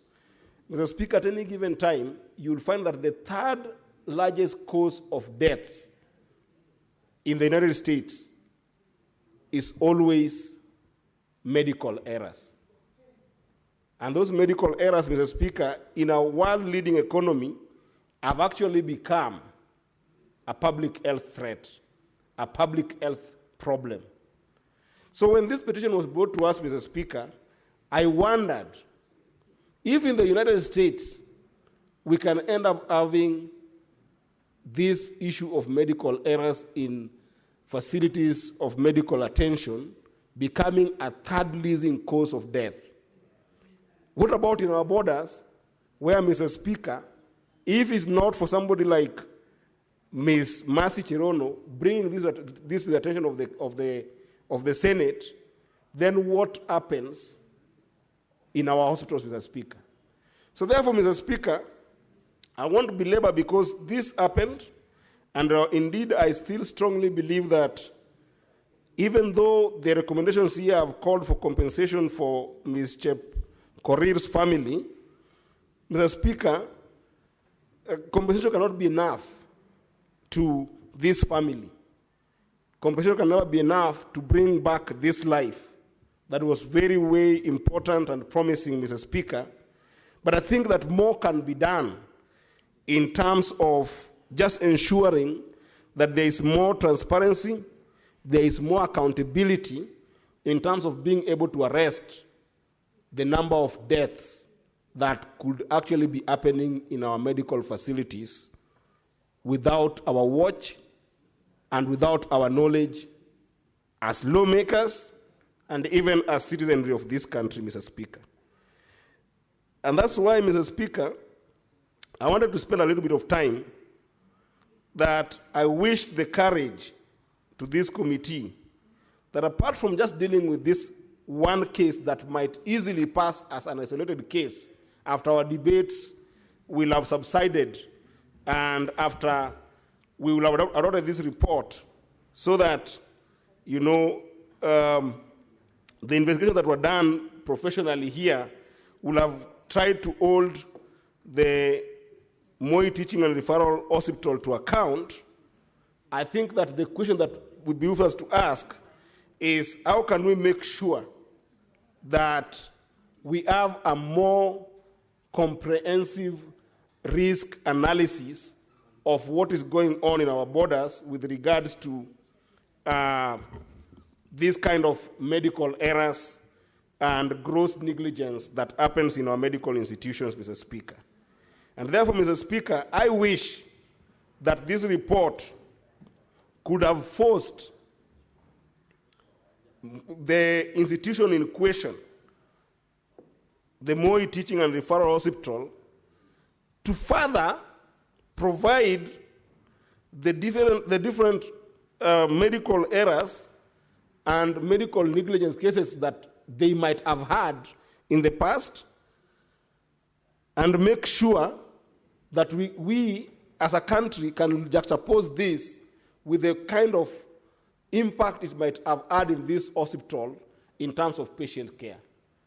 Because, Mr. Speaker, whatever happened in Moi Teaching and Referral Hospital should be actually a case study that any other hospital in the country, and not only referral hospitals and level 6 hospitals, but even the lower cadre hospitals, should be able to glean some morals from, if there is any moral to glean in the first place. The second thing, Mr. Speaker, what happened that got the attention of the Senate on this one case should be an issue that we must look at in terms of what laws do we have in this country that we can be able to get from this report in terms of how we arrest reporting systems by clinical providers on the medical errors that happens in hospitals. And I know that Senior Boni Alwale, who was once very good doctor and practicing, will tell you that this idea of getting these reports involves a strategy that is informed by law. So it will be very important, Mr. Speaker, that we don't just have our sight in dealing with one institution and in holding that one institution to account, but also holding ourselves to account as lawmakers, that for the first time we can put in place laws that are implementable in terms of actually putting up strategies that will ensure that when medical errors arise in hospitals, because these are questions where, Mr. Speaker, a medical error happens, then a misdiagnosis follows, then handling of this patient continues to suffer subsequent errors until she meets a death, Mr. Speaker. It means that there's a very serious substantive problem of recording and reporting of a medical error from first instance to the last instance by not only the doctors in question, but also the clinical providers, Mr. Speaker. And that is something that we must examine as a House from this case study and ensure that we can be able to put serious laws that will ensure that when a medical error occurs, when a medical problem such as this occurs, then it is properly recorded and arrested before subsequent handling of a patient. And this should not only happen in Moi Teaching and Referral Hospital, but it should happen across all our hospitals in the country, Mr. Speaker. Mr. Speaker, I am worried because this is one of those cases of an adverse event. For the medical people in the House, they will understand that there is always a difference between adverse events in terms of medical errors, there is sentinel events, and there is active events as well as just latent errors that sometimes happen, Mr. Speaker. Mr. Speaker, the reason why I bring this is because if we do not put up proper laws that can be able to arrest all these kind of events that happen in our hospitals, There are those that might not lead to death, but still lead to a patient getting into a serious problem in their lives, Mr. Speaker. And those sometimes can go unattended to in terms of just being able to ensure that a patient is in a hospital, and then they have got further complications in life, Mr. Speaker. This includes things like infections that can happen because of just negligence and medical errors in terms of perhaps handling just a simple medical procedure. And Mr. Speaker, if all these are not captured, then we are having a sick nation. A sick nation that, if it's not an adverse event that led to death, then any other complication doesn't matter. When it actually should matter that when you leave a medical institution, you should have a better off life than when you went there.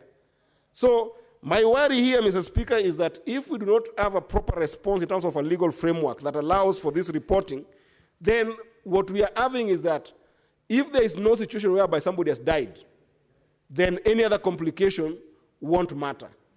And it is important that this recommendation that we are seeing from the Health Committee should actually inform us in terms of our action as policymakers to ensure that we can be able to arrest other form of medical errors that could lead to other complications that are not only death scenarios.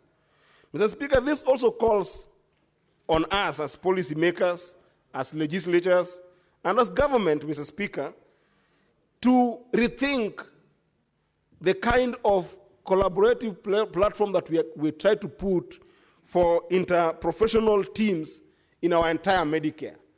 And Mr. Speaker, this is where I passionately come again on this floor to talk about the issue of universal health care workers, Mr. Speaker.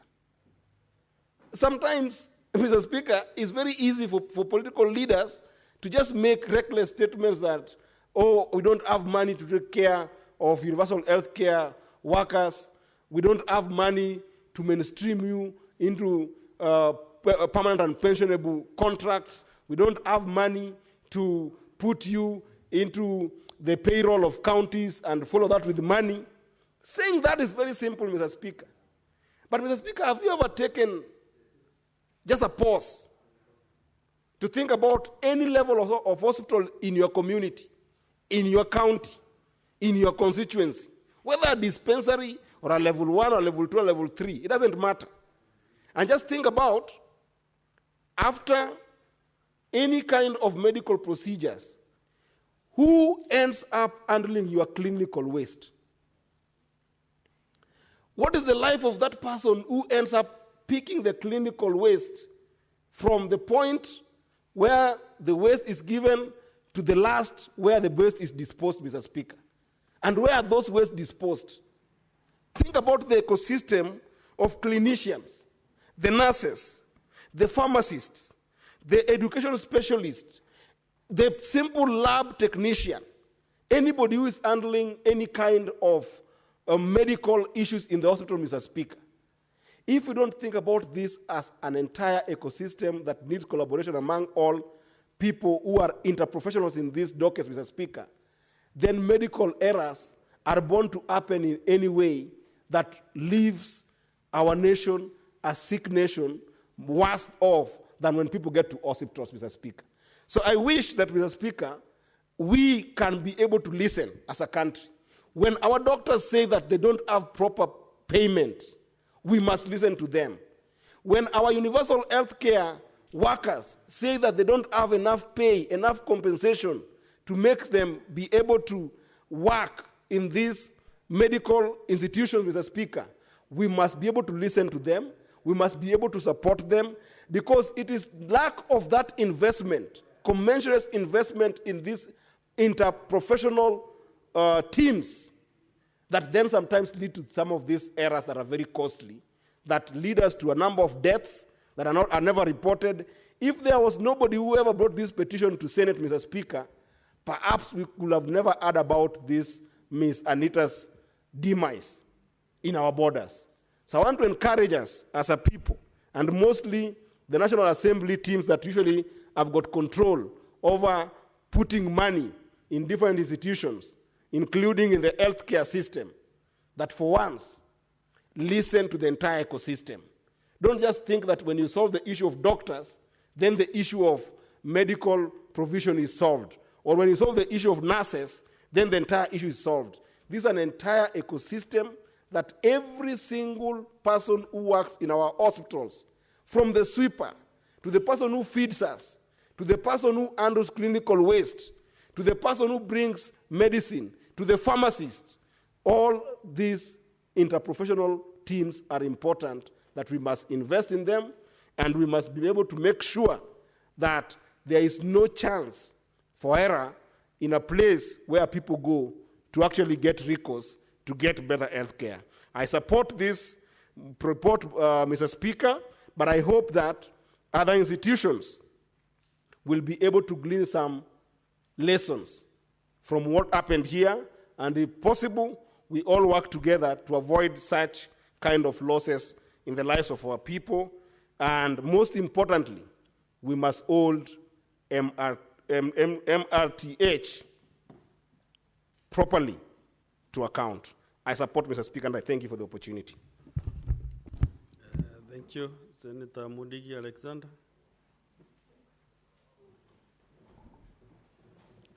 Asante Bwana Spika kwa kunipa ruhusa niweze kuchangia mjadala ambayo unaendelea kulingana na uchunguzi ulifanywa na kamati ya afya kuhusu mtoto ambaye alifariki katika Moi Referral Hospital. Bwana Spika, ningeomba, mambo mengi tumeweza kuyasikia katika Kenya kwa hii mfumo wa serikali ya Kenya Kwanza, na wakati huu Bwana Spika ni wakati tumekuwa tukipigania mambo ya wizara zote, na katika Kenya wizara ya afya iwe ikipata pesa nyingi kuliko wizara zile zingine zote katika nchi yetu ya Kenya. Bwana Spika, wakati huu ni wakati katika ulimwengu mambo ya afya inaangaliwa, na ndio naona katika Kenya serikali ya Kenya Kwanza mambo mengi imekuwa ikirekebisha. Iwe SHA itakuwa ikifanya kazi usiku na mchana, ndio kila mtu ambaye ameshaliwa katika dunia aweze kukaa maisha ile inafaa, kwa sababu tunajua insa ngambo mambo ya afya hata inakuanga inaangaliwa kuliko kila kitu, wakati mtu amesaliwa mpaka wakati ameseeka na mpaka wakati ametoka katika ulimwenguni. Bwana Spika, tunajua mtu akigonjeka, hata mimi nikigojeka saa hii nikianguka hapa kidogo, isipokuwa niweze kusaidiwa na daktari ama ule mtu wako karibu, unakuta mambo ya kuzaliwa na hiyo ingine ni mambo ya kifo. Bwana Spika, ni hii ripoti tunaichangia iende ikawa tunaweza kuichangia, na mimi nahuzunika naye sana, kwa sababu Bwana Spika, iende ikawa katika Kenya hii ripoti hii ni mtu mmoja ambaye kitendo ilifanyika Bwana Spika katika Kenya mzima. Tunajua katika Kenya hii ilikuwa referral hospital. Katika Kenya hii ni hospitali moja ya zile kubwa sana katika Kenya, lakini tunajua Bwana Spika kuna zingine kutoka referral mpaka chini kuna hospitali siko masinani.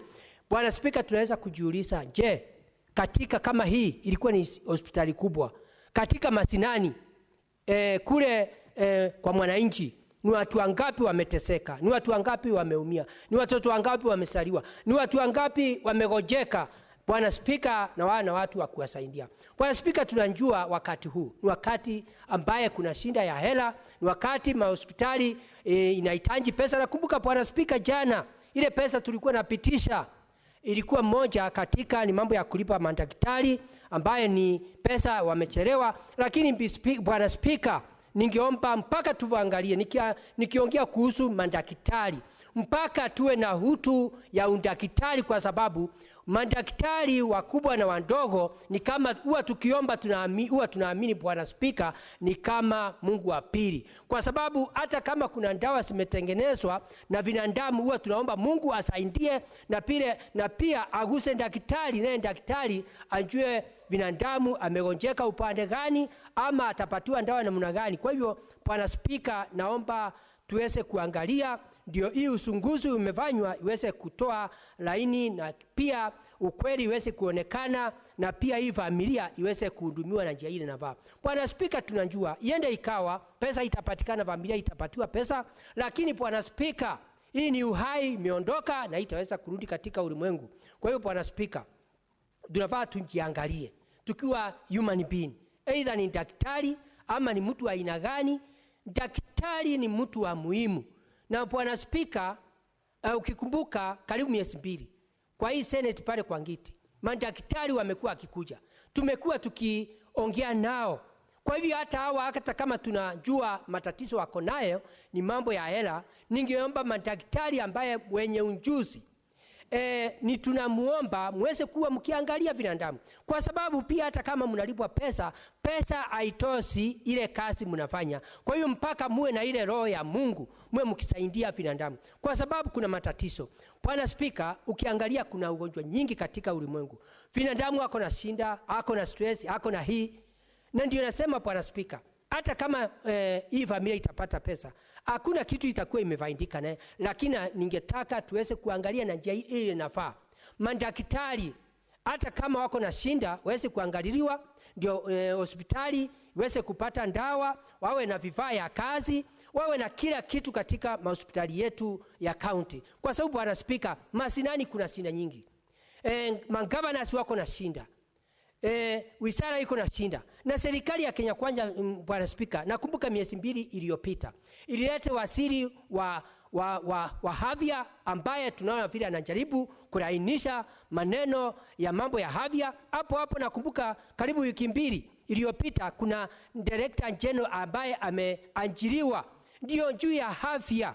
Kwa hiyo Bwana Spika, ni mambo mengi sana inafaa iangaliwe. Hata kama pesa asiko nyingi, ningeomba utu daktari wote, either ni daktari mkubwa, either ni daktari mdogo, either uko kazi usiku ama kazi mchana, uweze kuangalia mambo ya binadamu. Kwa sababu hii kisanga ni ile nakumbuka Bwana Spika miezi 2 iliyopita katika Embu County hospitali kidogo ambaye ni level 3 hospital. Nakumbuka miezi 3 miezi 4 iliyopita kulikuwa na kisanga ingine, unakuta mama ingawa mtoto akufariki, hospitali inaitwa Kiritiri level 3 hospital ambaye wakati moja kukawa mama anataka kupata mtoto, daktari hakuwa karibu, askari hakuwa karibu, hakukuwa na stima, hakuwa na vitu nyingi. Kwa hivyo mambo ya ajabu, angarau ile mama alijifungua. Ningeomba, watu wengi wameteseka, hospitali nyingi, familia nyingi imeteseka, na iende ikawa kama hawa ni watu wakuwa na mafikira vile wataenda kustaki kitendo kama hii, lakini vitendo nyingi imefanyika Bwana Spika. Hata Bwana Spika, nakumbuka jana nikiangalia kwa mitandao, kuna kisanga ingine ilifanyika, unakuta ati kuna mama alikuwa anapata mtoto, ingawa sikumbuki jina lake, lakini bahati mzuri wakati alikuwa na akina mama wanampeleka hospitali, akalemewa kwa njia. Na bahati mzuri kulikuwa na kijana ambaye yule kijana ni kijana ambaye ako na familia Bwana Spika, lakini wakati alikuwa anaonyeshwa kwa TV alikuwa anasema Bwana Spika ati alikuwa anapeleka bibi yake hospitali, anaona vile anapata mtoto, anafanya operation, anafanywa hivi, na baadaye ile kijana alikimbia mambo ya ajabu. Ni vile hiyo video sijui si kukumbuka kuiangalia vizuri, lakini kijana akasema alikimbia kwa hospitali, lakini ikawa Bwana Spika mambo ya ajabu, ati ukawa daktari ako na kazi kubwa, lakini baadaye kijana akapatiwa vitu zote ya kufanya kazi, akaenda. Wale wakina mama Bwana Spika walikuwa karibu walitoroka, na ile kijana alijaribu na akasaidia ile mama na akapata ile mtoto. Ni watu wengi Bwana Spika wameteseka, akina mama na wale wajawazito, kwa sababu kitendo kama hii ya jana, watu wengi Bwana Spika hawajawahi kuhudhuria vile hospitali madaktari Bwana Spika wanafanya kazi. Na wengine, unajua wanaume wengine sisi hata kama ni wazee tuko na uoga. Kwa hivyo Bwana Spika, ni kumaanisha kama kitendo kama hiyo ilikuwa jana, ilikuwa kwa mitandao. Je, Bwana Spika, katika ulimwenguni huu na binadamu ameletwa na Mungu, Bwana Spika, kama mambo ya afya hayaangaliwa na njia ile inafaa, Bwana Spika, mambo ya ajabu katika Kenya, katika ulimwengu, ni watoto wangapi wangekuwa na kuwa wanafaa kuwa kama seneta kama mimi ama spika kama wewe, ambaye wameondoka kwa katika ulimwenguni huu. kwa njia ambaye haifai, kwa sababu either mtoto amesaliwa kwa njia either katika. Bwana Spika, nataka nikumbushe katika Kenya yetu kuko na shinda. Wacha mambo ya daktari.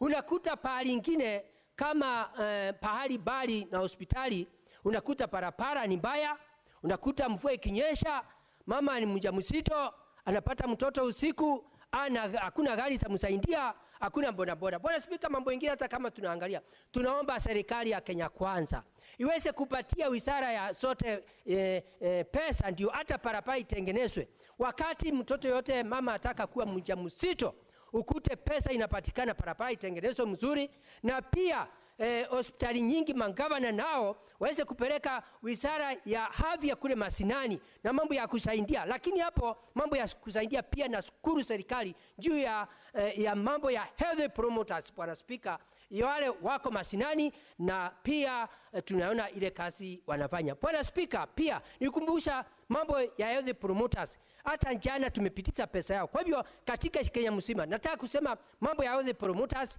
msijali, pesa yenu inakuja, allowance yenu mtalipwa, lakini namuomba mfanye kazi kulingana na vile Mungu ampatia njia ile navana. Tunajua kuna shinda kwa sababu kunasemekana percentage 50 inatoka kwa county government, ingine 50 inatoka kwa national government, lakini pesa inakosekana. Lakini Bwana Spika, naomba wale watu wako mashinani katika hospitali zote county government iweze kupatiwa pesa. Bwana Spika, ni kukumbusha, na ndivyo tunataka kusema mgao wa pesa ile inakuja wakati wa hii kipindi hii mwezi wa Juni. Tunasema Bwana Spika, kwa sababu kaunti nyingi hasina pesa ya kusaidia mambo ya parapara, mambo ya afya, mambo ya misahara, juu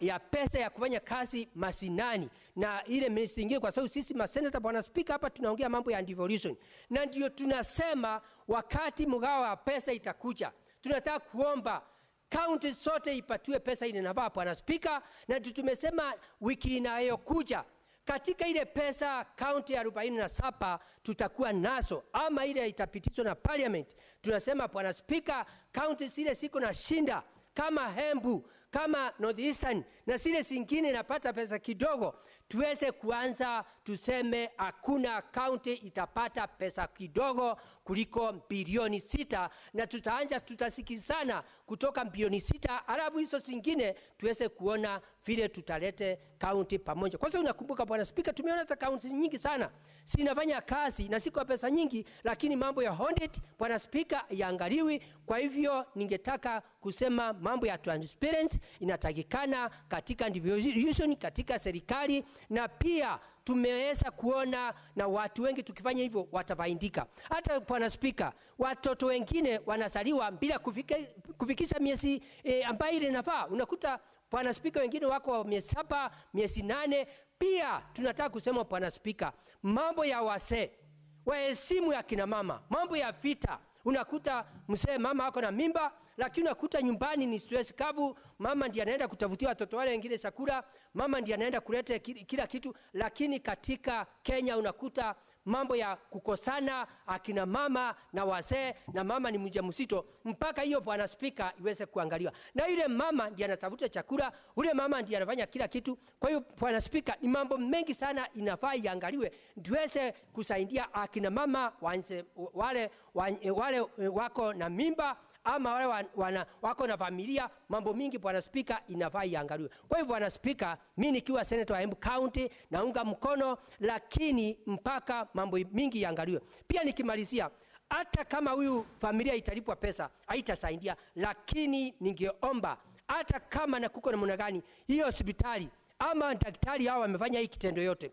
tunajua mko na shinda na pesa, mko na shinda na misahara, mko na shinda mambo mengi, lakini kwa sababu mlikumbali kazi, mnafaa serikali isukuliwe hawa hatua ndio iwe funzo kwa madaktari wale wengine. Kwa hivyo Bwana Spika, ni mambo mengi inafaa iangaliwe. Kwa hivyo Bwana Spika, mimi nikiwa senator wa Embu County Daktari Alexander Munyimo Ndigi naunga mkono iweze kuangaliwa vile hii mambo itarainishwa. Ya mwisho Bwana Spika, ningeomba SHA inafanya kazi katika hospitali zote, ni watu wa Kenya wajiandikishe. Na pia tumeona, nikitaka kutoa ushuhuda, sisi maseneta na wenye siasa nikumbuka miezi 3 iliyopita mara mingi tulikuwa na harambee nyingi, lakini wakati imeenda ikipungua. Kwa hiyo nataka niambie watu wa Kenya, jameni, jiandikishe, muingie kwa SHA, na SHA inafanya kazi katika Kenya ndio tuweze kurainisha mambo ya afya, iwe hakuna malipo itakuwako. Kwa hiyo naomba nikimalizia, serikali injaribu mambo ya kansa, mambo ya kifua kikuu, mambo ya ugonjwa wa sukari, ukuti yote imekuwa ni free and fair na hakuna kitu mtu atakuwa analipa, na ni yeko kwa serikali ya Kenya Kwanza. Kwa hivyo Bwana Spika, naunga mkono nikiwa Central County. Asante, ni mimi Senator Mudigi. Asante. Senator Mudigi. Next is Senator Veronica Duarte. No, she's on duty. The Speaker does not follow your method. Thank you, Honorable Speaker, for protecting me and giving me an opportunity to address the House. Maybe there is something the senators need to know. The Speaker could be nearing a moment where he needs support and relief on the chair. So maybe that's why he has tracked my request. Veronica, you know they shouldn't be knowing that you are one of the speakers who chairs this session. Yes, I'm being polite. No, Senator Kavin, you're out of order. Honorable Speaker, I will now proceed on with the submissions. And I want to first of all congratulate the committee, the Health Committee, for undertaking this very important inquiry following a petition that was brought to the floor of this House upon the death of Miss Anita Jepkoril at Moi Teaching and Referral Hospital. I first of all want to take this opportunity, after thanking the committee for making the bold move to investigate this case of negligence, medical negligence, to offer my sincere and belated condolences to the family of the young Anita, who is now late. It's very unfortunate, Honorable Speaker, that we lost such a young child, a young, beautiful child at a tender age, who must have had a very promising future and was very young at the point when she died, and she was in the hands of adults who were competent enough to handle medical crisis and medical issues. And Honorable Speaker, I am not blind to the fact that doctors in this country have done a lot of very good work. Indeed, Kenya offers some of the best doctors in the region. And this report, the findings of the Committee on Health, must only serve the doctors in this country to act as a mirror to reflect on how, while they are best in the region, how much more they need to do to improve their standard of care and their standard of provision of the services to the people in Kenya, and not just to the people in Kenya, but to also know they are being depended upon by other nations that are within our neighboring the nation of Kenya. Kenya is known to supply doctors to South Sudan, is known to supply doctors even to the UK, is known to supply doctors, even nurses, to the US. So the standard of care and the expectation to one who is given much, much more is expected. So this report should come in and should be studied, I hope, by Kenya Medical Practitioners and Dentists Council and the KMA, Kenya Medical Association, and all the associations that are bringing doctors, nurses, lab technicians, and every health service provider, not so much with a critical eye, but so much as reflecting at the level of service that is being offered.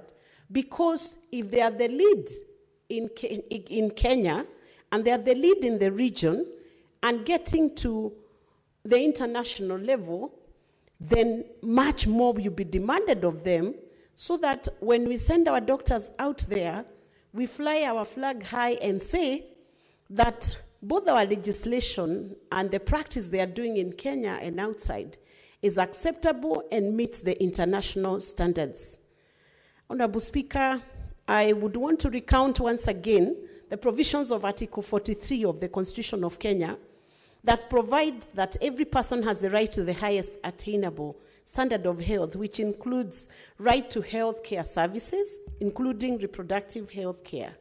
And I would also want to note that we have in the Republic of Kenya a national patients' rights charter that holds that all people have the right to good health and quality health care, which includes right to access health care, right to receive emergency treatment in any health facility, right to be informed of all the provisions of one medical scheme or health insurance policy, like the SHA, and that is why the public has been taught quite a bit about the SHA, the services that are being provided by under SHA or Taifa Care, right to choose a healthcare provider, right to the highest attainable quality of healthcare products and services, and that also talks into the quality of drugs we should be having in the country, right to refuse treatment. I don't know how far that right can be pushed, because one must caution themselves when they refuse treatment. Either they are refusing because they don't believe in it, right to confidentiality, right to informed consent to treatment, right to information concerning one's health and healthcare, right to be treated with respect and dignity. And I'm thinking about even the mothers who are giving birth in hospitals. A lot of mothers who are at delivery or in labor ward have complained of being mistreated or not being handled properly or not feeling fully supported due to the process of childbirth. And then they have a right to information concerning one's health and healthcare, rights to be treated with respect and dignity, right to second medical opinion, right to complain about healthcare, to have your complaint investigated and to receive a full response thereafter, right to insurance coverage without discrimination, and right to maybe donate their organ or any other arrangement that one would wish to have upon their demise, because there are those who normally can will that on their demise, they can will that their bodies can be used for research or anything else. It's also noted under the National Patients' Rights Charter. Now, having said that, Honorable Speaker, I've seen the investigation that was carried out by the Health Committee, and it has laid out a very sad story of how the young Anita was handled and how she went through different processes and procedure, how she went through some tests and scans. She went through on 9th of January 2021 a bronchoscopy done, I don't know whether that's how it's pronounced, to remove the seed that was supposed to have been stuck on her airways. And apparently they appeared not to find it, and she was adjudged as not having anything blocking her airways, as a result of which she was discharged, but quickly readmitted same day. Honorable Speaker, the process that this girl went through, even up to the time she was discharged and sent back home, and when she was returned back to hospital, now there was some tooth that had, for some reason, been swallowed and was being removed from the system. It looks so untidy, because if you look at paragraph 8 or page 8 of that report, it appears Anita had lost 2 of her upper incisor teeth while in theater. And upon inquiry, Dr. Nshon confided to them that he removed the 2 teeth as they were wobbly during bronchoscopy procedure. And so in total, they had managed to remove 3 teeth, including the one from the lung. And the doctor, the hospital, could not account for those teeth. When they were asked by Anita's mom where those teeth, where the teeth went to, I think they were only able to produce, was it 1 or 2? They could not account for the teeth that were removed from a child in theater, while the child had gone in to be removed a black seed that was stuck in an airway. Honorable Speaker, it is very sad that when this matter was finally brought to Kenya Medical Practitioners and Dentists Council, it took so long for a determination to be done as to whether the hospital and the doctors were negligent or not negligent. And after a long process and a long wait, Honorable Speaker, this thing was so dramatic. Finally, they found that Dr. Stephen Odingo and MTRH were negligent, and each was fined 200,000 and 350,000 respectively. I do not know whether that money was paid. Of course, that's what I would call peppercorn. When you look at loss of life, loss of a young life, and unnecessary, it was needless, it was not necessary. Honorable Speaker, our government spends quite a substantial amount to take us through university education, and most of the doctors who are in Kenya have been trained through our public institution, just like many of us who have gone through the public institutions at university level. And they are very well trained, by the way, and many people have gone to hospital very sick in Kenya and have recovered fully, even after 5-6 operations, and we say, well done to the doctors for the many successful procedures they have done. We have delivered in those hospitals, the babies were okay. So there are many good things in our hospitals. But we must focus on that which has not gone okay. Why? Because that focus is so important. This is not even like engineering, where a mistake can be corrected, or you can deconstruct a house or demolish and rebuild again. Once you make a mistake of the nature of medical negligence, sometimes it's completely reversible. It destroys the patient, it destroys the family, it destroys too many people along the line, Mr. Speaker, and the Honorable Speaker. And that is why we are saying the findings of this report should mark an end to a lot of negligence that we are seeing in the hospitals. Hospitals must self-inspect themselves, and doctors using their bodies must now manage the question of medical negligence in Kenya. It is not only Anita who has suffered, Honorable Speaker. There are many people who do not know what to do, how to petition Parliament, how to seek for help. But if there was proper self-governance within the doctors' boards and the medical boards, Honorable Speaker, then we would find it is way easier to manage cases of negligence. And then I know that doctors and hospitals are overwhelmed. Doctors are overworked. It calls for a very integrated approach, a thorough approach, a multifaceted approach of ensuring we have doctors who are not only well remunerated, doctors who are not being overworked, so that when they are in theater, their decision is not subject to the status of how their bodies are because of lack of rest or overworking for too many long hours, Honorable Speaker. So we would urge the Health Committee not to leave this report lying on the shelves of Senate. This report must be looked at by the Minister, the CS for Health. It must be looked at by all hospitals to ensure that they can reduce incidences of negligence.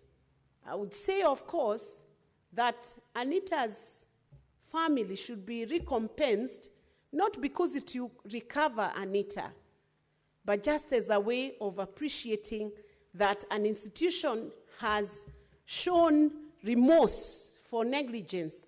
And to also say to KMPDC, if you have to help the medical board, if you have to help yourselves as the medical profession, don't cover up.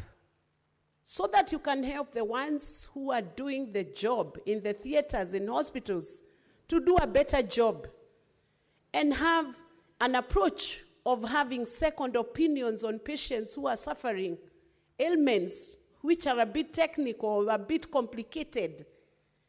Why do you not have a second opinion?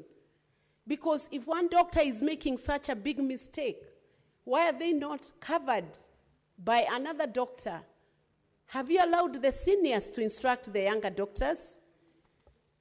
KMPDC, disciplinary committee, we would urge you from Senate to please wake up.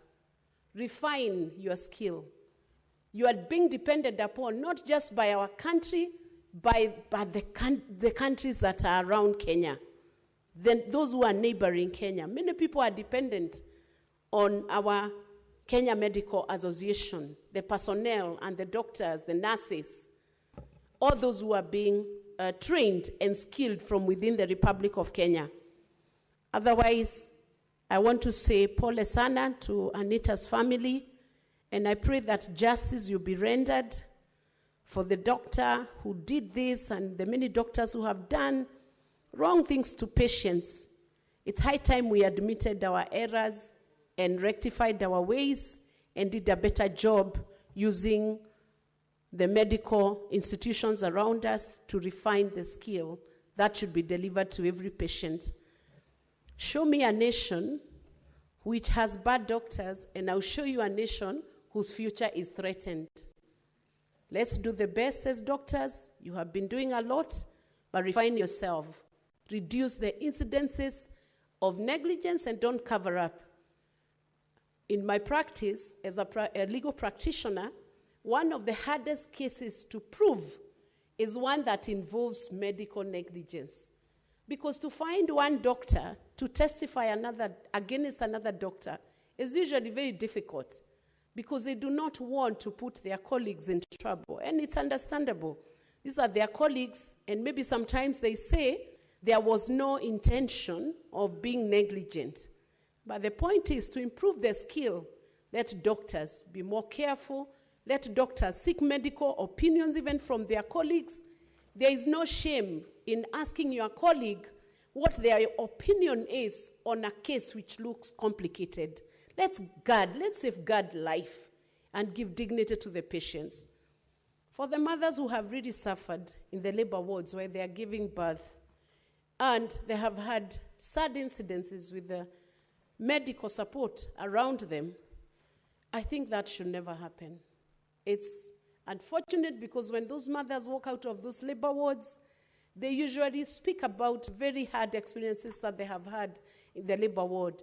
And Honorable Speaker, because I'm a mother and I have been to the labor ward several times, there is nothing as bad as for a woman in that moment tilting between life and death.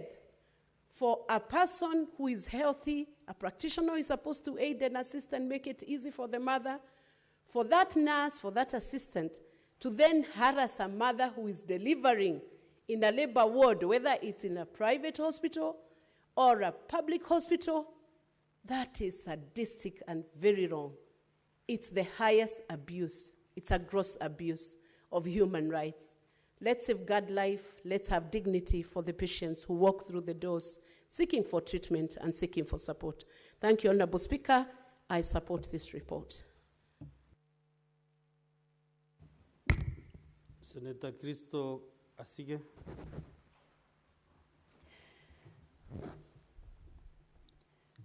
Speaker, I would like to thank the Health Committee for the table that they have put before us to consider today.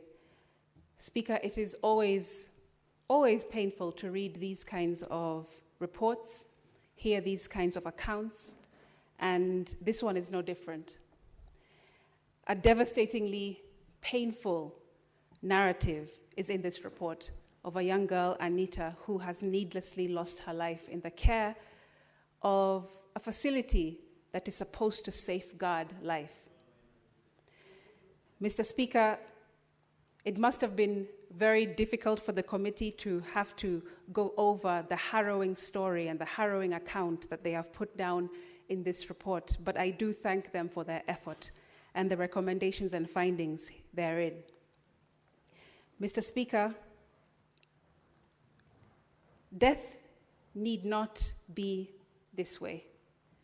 This young girl, Anita, just a little baby. We even had a few students who are in chambers today, Speaker, and I think of them and that age group, the chosen generation, here to live out their purpose, to live out their assignment, but their life, like Anita, being cut short is unforgivable under any circumstance, Speaker. And myself as a young person who deals a lot with young people and the youth and listening to their goals and dreams, I am just beside myself having to read this report, especially when it is under the circumstance of negligence, gross negligence by the Moi Teacher and Referral Hospital.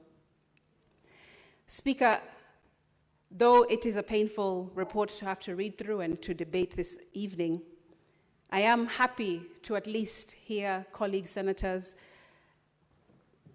empathize with the narrative that is in this report, to empathize with the pain and the grueling experience that Anita must have gone through before succumbing to her unfortunate death in this medical facility. This was flagged off, of course, by Senator Cherargei, who made the first submission. I must be honest in saying that I was surprised to hear him speak so passionately about human rights, Speaker, and about compassion and empathy and matters of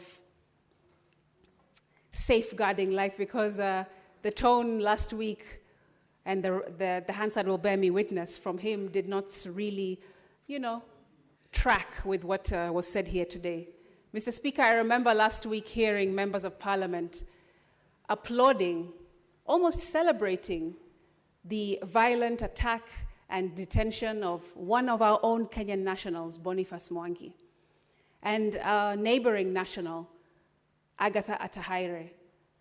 Mr. Speaker, just as we have seen in this report, Anita's death was needless, just like Boniface's detention and violent beating was needless. And just like Agatha Atahaire's violent rape and detention was needless. If we're talking about compassion and empathy, we must talk about it across the board. You don't speak from one side of the mouth in 1 week and from the other side of the mouth the next week, Mr. Speaker. And perhaps maybe this morning's National Prayer Breakfast has convicted some members of Parliament. Maybe they now see the importance of being compassionate and taking life as something sensitive, whatever the circumstance. And I'm glad that if that's the case, there are some who have been convicted. And I hope that we continue as leaders to apologize for the misgivings and the shortcomings that we continue to perpetuate. Mr. Speaker, I'm glad for the findings in this report. I do wish that there would be more harsh consequences or recommendations having been put in this particular report, because there is a family and there's a community that Anita belonged to who are in pain right now. And even though we're debating this, and yes, it's our job to stand as legislators to represent and oversight matters of the sort, it doesn't take away from the results that we are staring at, which is that a young girl has gone because of gross negligence. And Mr. Speaker, we must apologize, just like it was said by a good man of God this morning at the prayer breakfast. We must apologize if we are to seek any kind of freedom or forgiveness for transgressions. Let me be clear, Speaker. Leaders in this country, including doctors in this facility that handled Anita, have not only sinned against God, they have sinned against man. And even if today's prayer breakfast convicted some of us and their grievous transgressions, as I said, and they felt led to come into agreement with the different prayers prayed, remember, Speaker, we have not only sinned against against God, we have also sinned against man. This is greater than an act of parliament. It's greater than this report. It's greater than the Constitution that we serve even. This is God's law, Speaker. And as lawmakers, we ought to be the ones to understand more than most the importance of following the letter of the law. Mr. Speaker, I want to also Of course, apart from giving my condolences. Senator, I am now the one, Senator Crystal. It's Madam Speaker now. Thank you. Taking over. I thought I just said Speaker. I did not think that I said Madam or Mr., but I will continue. Speaker, we have this report that we are debating, and I think we have all concluded that it is a good report, and the committee has done a good job. I do think that there needs to be more stringent recommendations. A fine is not enough. I think disciplinary action should be to the highest degree for the result that we are seeing here today, which is loss of life. Speaker, it's not enough for 200,000 fine to be set upon a doctor or a 350,000 fine to be set upon a doctor. The entire facility should pay an account for this negligence, because Anita was so brave.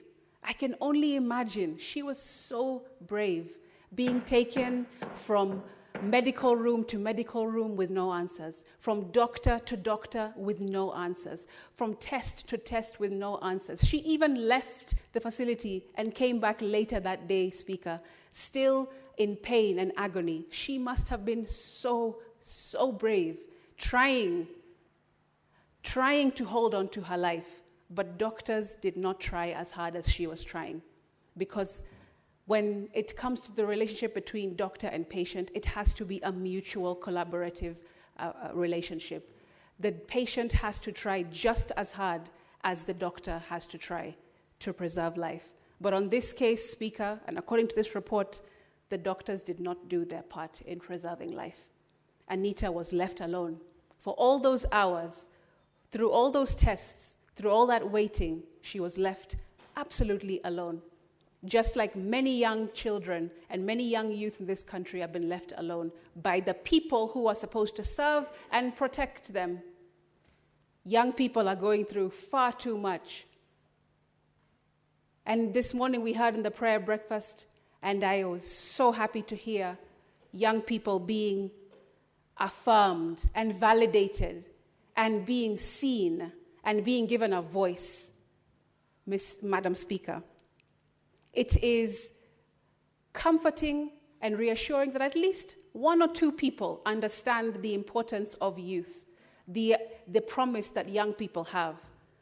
And unfortunately, Anita will not get to see another day to fulfill her promise as a young person because of the negligence that we are seeing here.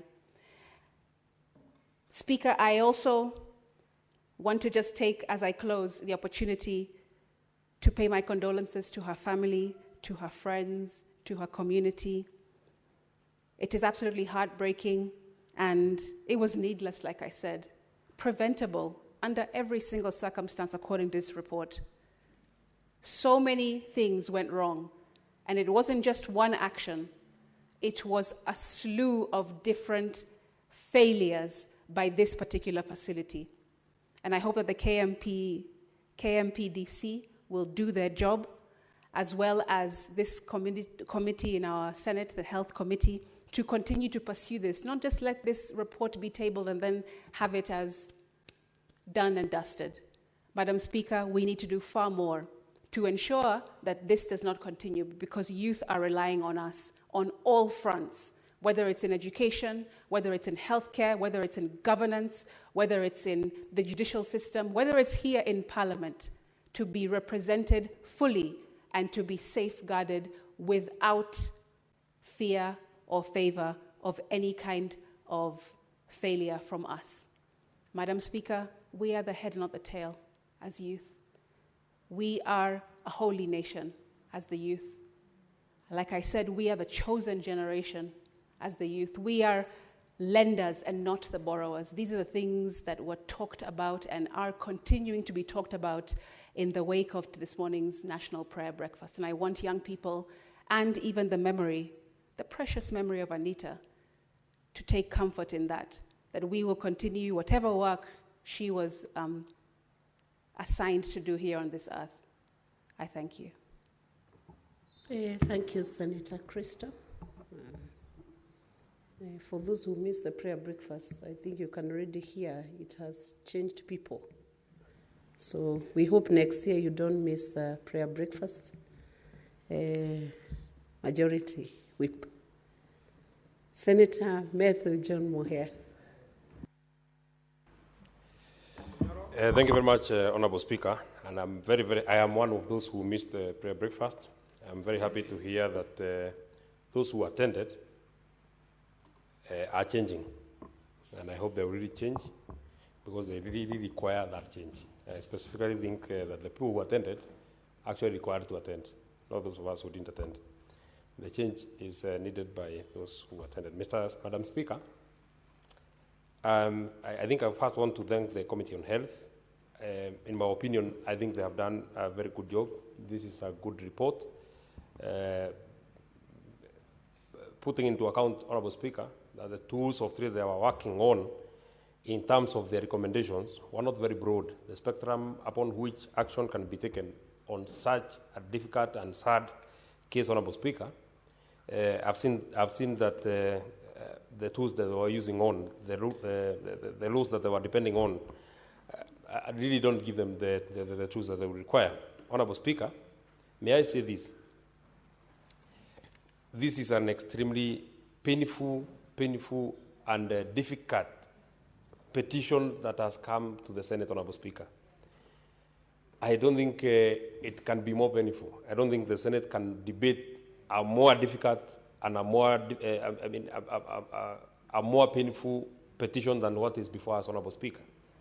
I agree with Senator Asige that baby Anita Jepkorir needed not to go through such a difficult and painful ordeal, especially the people whom she and her parents sought help from, and they are the ones who are supposed to help her after this very unfortunate incident, Honorable Speaker. She was a brave girl, Honorable Speaker.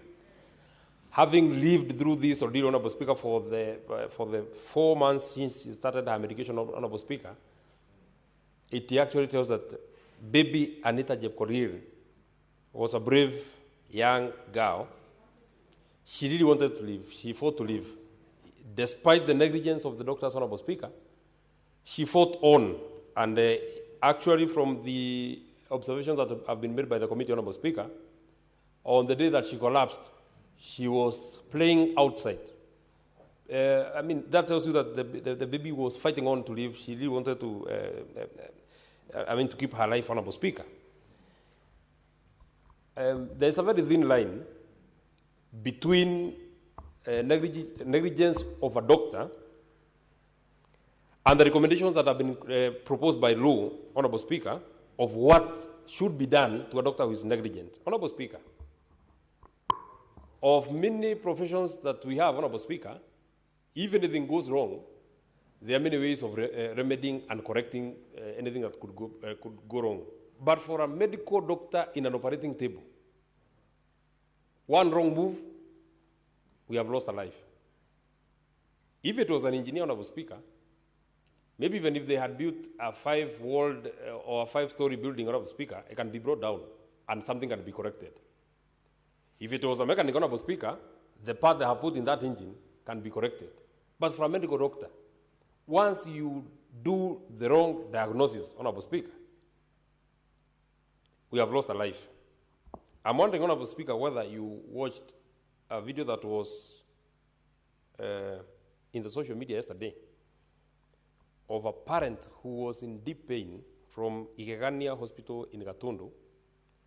You saw a father holding their kid. They are holding their daughter. And now the doctors want to come and pick the daughter from the father.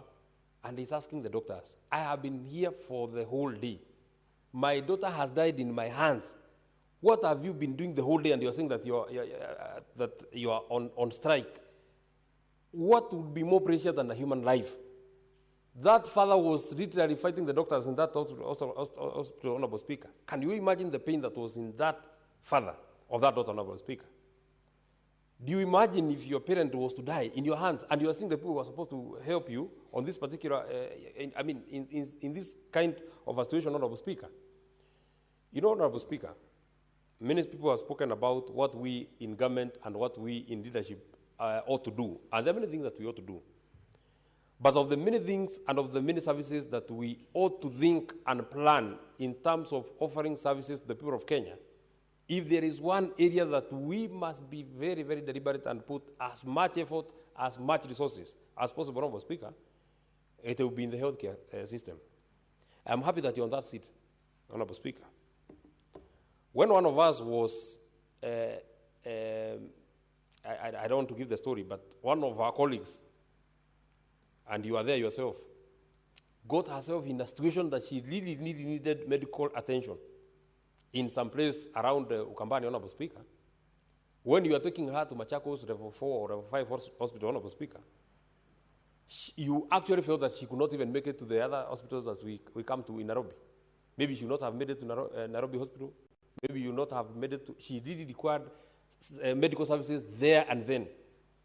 The closest medical facility that was there was Machakos Level 5 Hospital, Honorable Speaker. Just imagine. Had that facility not had the services that that senator required, you can imagine what would have happened, Honorable Speaker. If we can't invest in the health care, Honorable Speaker, you have actually aptly put it well. If we have a sick nation, then we don't have a nation. If we cannot have and we cannot invest enough, Honorable Speaker, we have seen the UHC staff for the last about 2 or 3 months. They're always here at the gate. We pass them and sometimes we speak to them. Sometimes we are running away from them. Other time we are going through the parliamentary tunnel because we don't want to meet them at the gate. They come from the gate of the Senate. From the gate of the Senate, they go to the gate of the National Assembly. And I wonder whether you have read the headline of the Daily Nation of today so that we can understand the anguish that is with the people of Kenya. And I actually wonder what we as leaders and we as politicians and we who have been given authority over the people of Kenya, when we read such kind of things and we see such kind of issues, Honorable Speaker, when we watch that video of that father who was holding their father yesterday, when we look at this petition of baby Anita Jepkoril, how does it make us feel, Honorable Speaker? Because we are telling the UHC staff, we don't have money to have you permanent and pensionable. We don't have money to give you gratuity for the 5 years that you've worked. And they're asking themselves, 5 years ago when they were being employed, the budget of the Republic of Kenya was at 2.4 trillion. This year's budget, Honorable Speaker, has gone beyond the 4 trillion mark, Honorable Speaker. So they're asking themselves, even after the budget growing with 1.6 trillion, still there's no money that can be able to take care of our health care of the UHC staff, Honorable Speaker. The Daily Nation had a headline written today, patients abandoned. And you can actually see a very sad photo of patients in hospitals. Nobody is there to attend to them because UHC medics have been on the streets for weeks. And now doctors have boycotted duty citing pay delays. Honorable Speaker, we want to blame doctors for negligence. Obviously, nobody should watch people lay in anguish because they require services that you are the only person who can offer those services. But also, Honorable Speaker, to be the devil's advocate, what do you think those medical practitioners feel when we are not able to process their allowances? When their promotions is something that, we are not working on their promotions, Honorable Speaker. In terms of transfers, because I hear that the problem that we had in that county where that father was screaming yesterday, is arbitrary transfers of doctors, Honorable Speaker. They have no, they have no certainty in terms of offering the services that they keep offering, Honorable Speaker. When we tell the UHC staff that we don't have money for their allowances, we don't have money to have them on PNP, then they look at the budget of State House of the time that they were employed, and they look at the same budget now. They look at the other things that we in government feel that these are the installations that we want to invest a lot of money, Honorable Speaker. When in just one supplementary budget, Honorable Speaker, we are able to give the National Intelligence Service a whopping 10 billion in terms of the addition, because they are working on very serious security installations, Honorable Speaker. It is not bad to invest in serious security installations. But somebody would wonder, now I am secure and I am sick. I don't have anybody to attend me when I go to hospital. So it then beats logic. We want to preserve life because we are working on security. But we also want to expose our people into losing the same life, Honorable Speaker, because we are not offering them the services that they actually require. Honorable Speaker, I've also looked at the recommendations that have been made, and that this is where I think we have a gap in law, and it is something that we in Parliament need to look at. The Kenya Medical Dentists and Practitioners Council, KMPDC, should within 3 months of tabling this report issue a caution or reprimand. Issue a caution or reprimand. That is the law. The reading of section 26A says that the only tools that the committee have, the only tools that KMPDC, Kenya Medical Practitioners and Dentists Council, the only tools they have, Honorable Speaker, is caution and reprimand.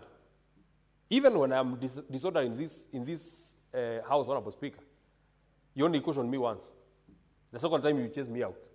But for a medical doctor who is negligent and has caused loss of life, it has been verified and it has been found that it is out of the negligence of this particular doctor that this person died.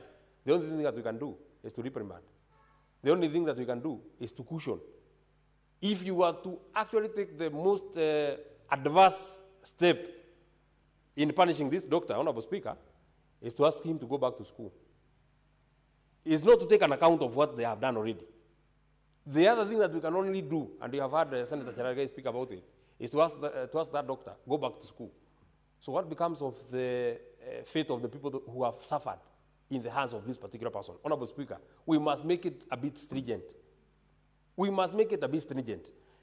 Honorable Speaker, maybe think about the parents of Anita Jepkorir. They suffered with this baby when she was alive. They suffered with this baby when she's alive.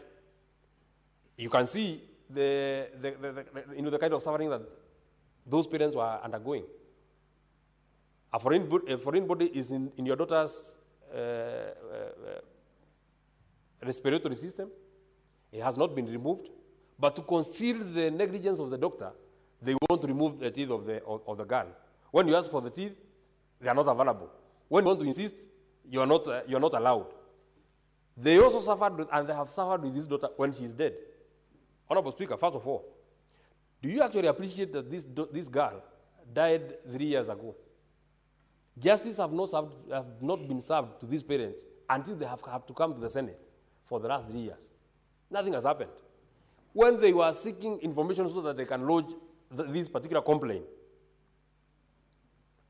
Honorable Speaker, Moi Teaching and Referral Hospital was not coming through for them. Just imagine. Moi Teaching and Referral Hospital and Kenyatta National Hospital, I think, and Kenyatta University Teaching and Referral Hospital, I think are the top in terms of the health facilities that we have in the Republic. If people are suffering like this, Dr. Boni Harwani, in Moi Teaching and Referral Hospital, just imagine what would happen in JM Karaoke, which is not even a teaching and referral hospital, Honorable Speaker. It is from these level 6 hospitals that we expect the best of the best are found, Honorable Speaker. But what do we see? What do we get? Is this kind of a problem? Maybe finally, because I also see many of the colleagues want to speak about this.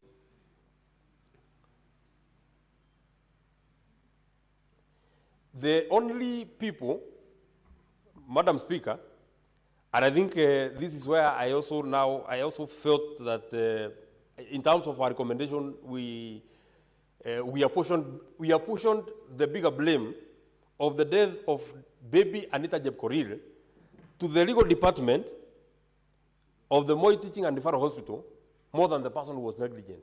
Because the recommendations requires that the legal department and the staff of the legal department of the Moi Teaching and Referral Hospital, disciplinary and administrative action should be taken on them. But for the doctor who caused this death, there is nothing like disciplinary or administrative action that is happening on this particular case, Honorable Speaker. I am wondering, and I am getting confused in my mind, between the people who are trying to help conceal this particular evidence, Honorable Speaker, and the person who actually caused the sin, who should be apportioned more of the blame? Who should carry the bigger burden of the blame of the death of baby Anita Jepkoril? Because the legal department, in our recommendation, we are asking that disciplinary and administrative action is taken upon them, which is very good, because they were supposed to actually help. They were supposed to help the parents of baby Anita so that they can get the bottom of this. They have a piece of their blame. But I think the bigger blame is on Dr. Ondigo and the team of doctors who are working on this particular baby. There is also a very good recommendation, and I think I really hope that this particular recommendation will be implemented.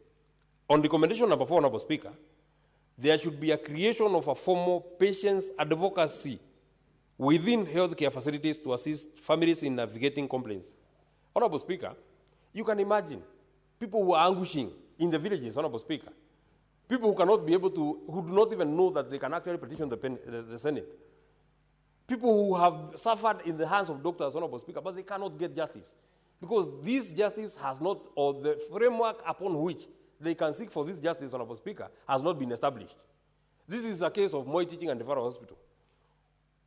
What happens to any other person who has suffered this particular, or has a complaint against a doctor, has a complaint against a healthcare facility or healthcare service provider? In whatever level of health provision or in whatever level of a facility, be it a level 5, be it a level 3, be it a dispensary, Honorable Speaker, be it a health center, whatever it would be, Honorable Speaker, you know many cases, Honorable Speaker, of misdiagnosis. Many people have been misdiagnosed.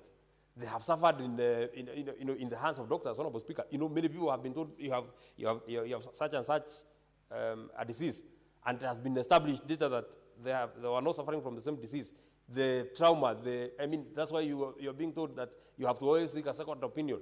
You have to seek a third opinion. You have to seek a fourth opinion. And every opinion is different from the initial opinion. I'm wondering, Dr. Boni, because you're a doctor, do you have a different set of syllabus that you are subjected to? That this doctor would diagnose you for this, the other doctor will tell you that it is this. In one hospital, you're being told it's H. pylori. In the next hospital, you're being told that you have cancer of the stomach. In the other one, you're being told that it is just water that you're not taking. Honorable Speaker, this incompetence must be addressed, Honorable Speaker, and because I see the light is beaming, I want to consolidate and finish. Number 5, we need to develop standardized protocols and mechanisms for investigating reported medical negligence cases, Honorable Speaker. Actually, do you see that after Kenya Medical Practitioners and Dentists Council found this doctor culpable, they were told to go and agree with the family about the action that should be taken. Honorable Speaker, do you actually see, and by the way, I also wanted to ask, since these doctors were fined, I think a fine of 250,000 and another fine of 300,000, was it going to the parents? Was it going to the hospital? Was it going to the council itself? Or to whom was this money being paid, Honorable Speaker? Why can't we have a prescribed list of what needs to be done once you are found culpable? Don't be told to go and agree with the mother. Because you've seen in the submissions of the hospital, they're actually asking the family to appreciate the many working hours. You know, you have to appreciate that we worked on your daughter for so long, but you worked on her. Honorable Speaker, it's like you're going to Nyandarua, and you take the road to Mombasa, and you're driving so fast, and you're saying, can't you appreciate that I'm driving so fast? But you're driving so fast in the wrong direction. You cannot get where you are going. Once you have misdiagnosed this particular case, Honorable Speaker, it does not matter for how long you have worked on this baby. In fact, the parents of this baby have argued that you are working on this baby for so long because you already made an initial mistake. Had you noticed that this foreign body was just a seed that this baby had swallowed, Honorable Speaker, you needed not work on her for a very long time. Finally, We need to encourage hospitals to engage in mediation processes with the families of the patient. But, Honorable Speakers, we encourage hospitals to engage with the parents, Honorable Speaker.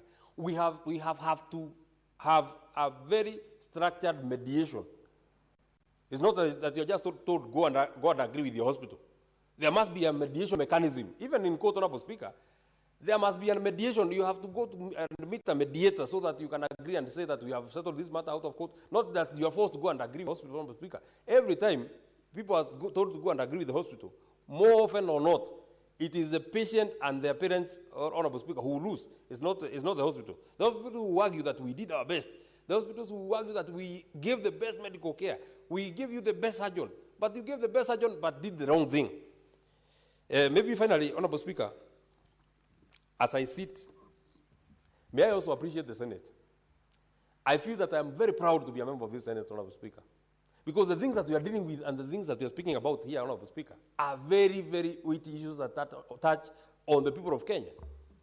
I never hear as Honorable Speaker ask for adjournment so that we can discuss it individuals. I never hear that happening in the Senate, and I'm very proud that in the Senate we are always dealing with issues, Honorable Speaker. We may not agree every time. We may have divergent opinions, Honorable Speaker, every time. But even at the height of the Gen Z's protest in the June of 2024, when everybody ran away, the Senate stood and we were here and we were speaking about the issues of the people of Kenya. I think that is the Senate that I always aspired to be in, and I am always very proud to be a member of this Senate, Honorable Speaker. Thank you very much. Thank you, Senator Medho. Let's have Senator Hamida. I hope you're not seated on that seat. Sergeant at Arms, you noticed her seat malfunctioned, and it quite made her fall. You should have reacted faster. The speed I saw, next time response time should be reduced. She was down for half a minute. She shouldn't be down for over 5 seconds before you move in. You can proceed, Senator Hamida. Thank you. My minority leader is insisting that I should go to the dispatch, but it's okay. Thank you for your concern, Emel. Thank you, Madam Speaker. I feel so honored with this petition and how my colleagues have contributed. Madam Speaker, this is my petition that I brought to the Health Committee and investigated. My colleagues have spoken with so much passion about it, Madam Speaker, that I feel quite overwhelmed, and I could feel the pain. You can imagine what I went through when I was talking to Mama Anita. Mama Anita, Madam Speaker, came to me crying, and it was like she had lost all the hope. She had lost, of course, Anita, but hope that she cannot get justice. And it was on that breath that I decided, no, I need to take upon myself to follow it up. Madam Speaker, you being there, you contributed, and Senator Asige and others, and Senator Matthew, quite passionately, that I'm only waiting for Senator Khalwale as the medical doctor to add the flavor. I really don't have much to say because it was mine, but I feel that the medical negligence, Madam Speaker, this is not the first time. I have done many other petitions and investigations that I brought forward, and all of them, almost all of them, Madam Speaker, they were all medical negligence. From Kenyatta Hospital, when we had that baby who from Kenyatta Hospital, then we had Mama Lucy Hospital again, where a mother died, and lost her life while she had her twins. And looking at it, there were two issues, Madam Speaker. Now, I don't know whether there was a failure of the medical equipment, Madam Speaker, because it shows that there was a failure initially on bronchoscopy and thoracotomy. Forgive me, those are foreign words to me, and Dr. Haloli knows them very well. Those procedures, to remove the ingested foreign body was not done properly. So either the was messy, that these medical equipments are just there and they are non-functional. Of course, I have seen the same. There's one time, Madam Speaker, I went to Kenyatta Hospital, and out of 40, what are they called? Renal, the dialysis machine. You can't believe out of about 40, 45, only 20 were working, and about 25 of them were not working at the Kenyatta Hospital. And they were showing us, they said, look, Senator, all these are not working, and yet, people are being paid for the medical equipments. I have done a statement on medical equipment, and until now, Madam Speaker, I am complaining. Nothing has been discussed. That the medical equipment statement has been put aside until to date. We have not even gone there. It's 2 years now that statement has not been dealt with, either with my own health committee that I sit in, or either intentionally it has been done. I don't know, but I feel so sad for that. So it's either the medical equipment or the negligence, of course, from failure. From one of the doctors called Dr. Ondigo and his medical team, who tried to revisit the CT scan results to confirm the retrieval of the foreign object.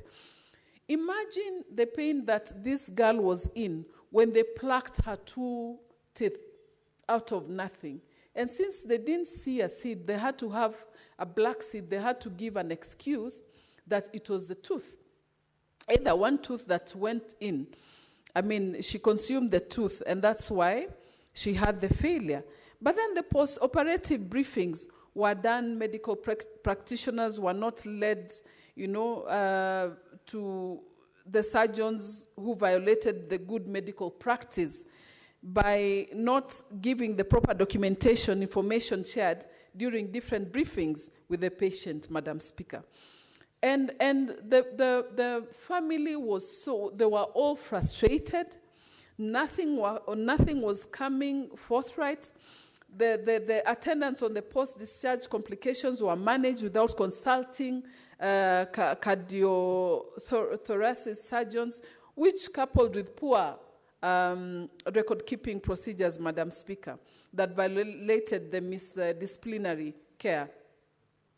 The petitioner, Madam Speaker, was denied fair hearing. Mama Anita was denied fair hearing of the death of her child.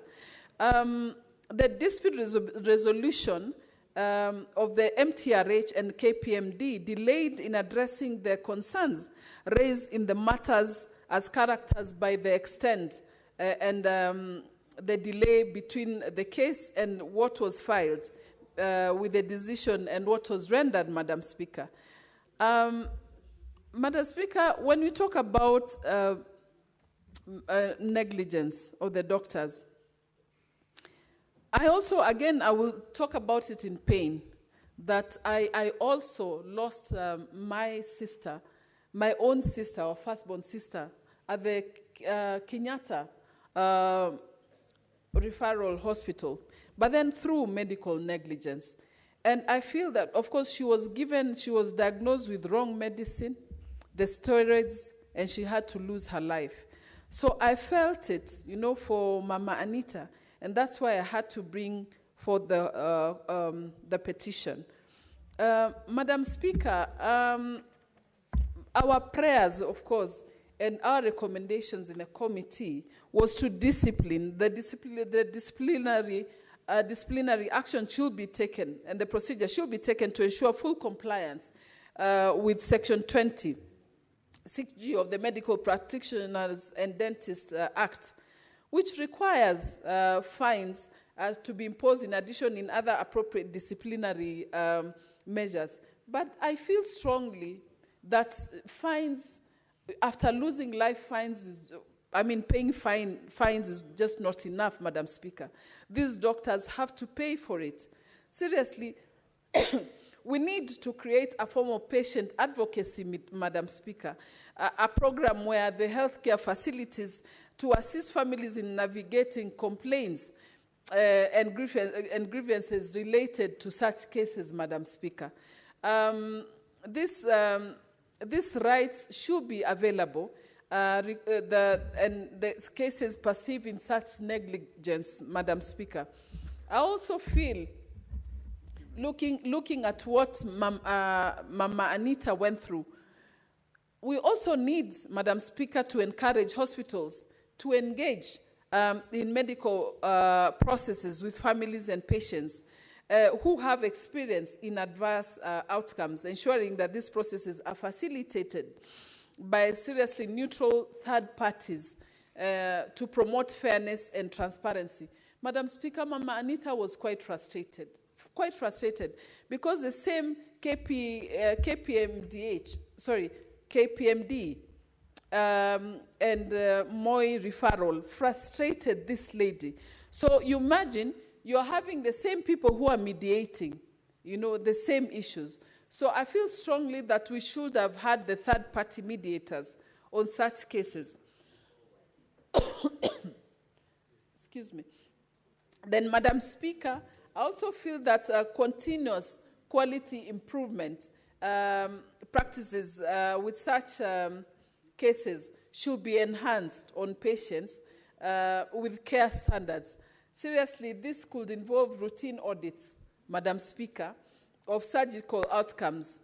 Madam Speaker, you can imagine this is one of those cases that, thank you, Senator Mutata. This is one of those cases, Madam Speaker, that was brought to us. Now, can you imagine other Kenyans going through the same? Other Kenyans who do not have a voice, to fight for themselves. Then who does, Madam Speaker? I feel strongly that the same doctors, through their negligence, should be punished. They should go through the disciplinary measures for them, for others to understand the mess involved, Madam Speaker. Madam Speaker, the negligence and also the staff that handled Anita, I wonder what happened, because we even expected the staff to have their competence, to be competent enough. Excuse me.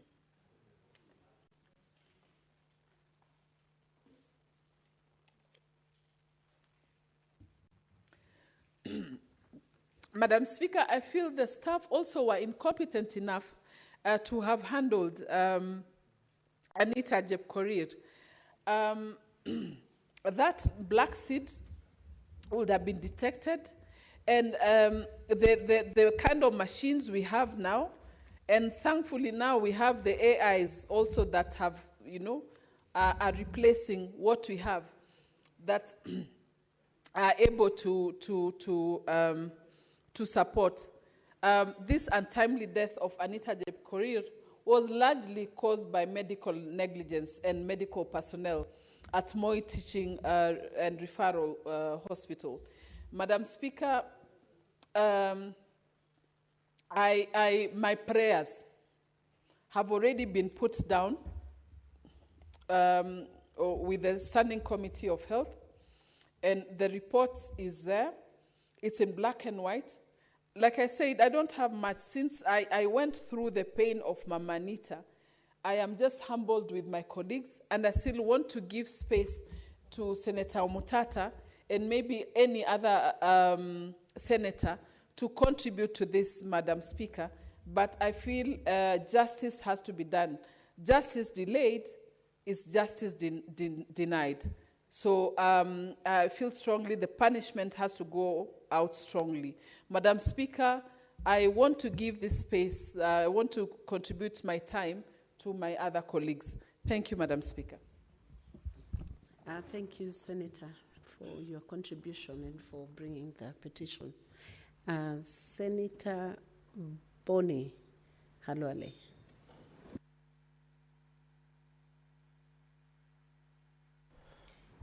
Honorable Speaker, I want to thank you for this chance. And I want to confess from the beginning that this is not an easy debate. It is extremely complex because anything resulting in death is final. It marks the cessation of life that expresses itself, Madam Speaker, through cessation of breathing, cessation of the heartbeat, and death of the mind, of the brain. Madam Speaker, to be able to debate this difficult subject, it's important that we understand as Parliament what is medical negligence, because we are about to pass a serious verdict that Dr. Ondigo and the Moi Teaching and Referral Hospitals were negligent. Madam Speaker, negligence involves a case where a healthcare provider fails to follow standard methods of providing care to a patient and ending up causing preventable harm to a patient. This harm to the extreme can be death or various levels of injury.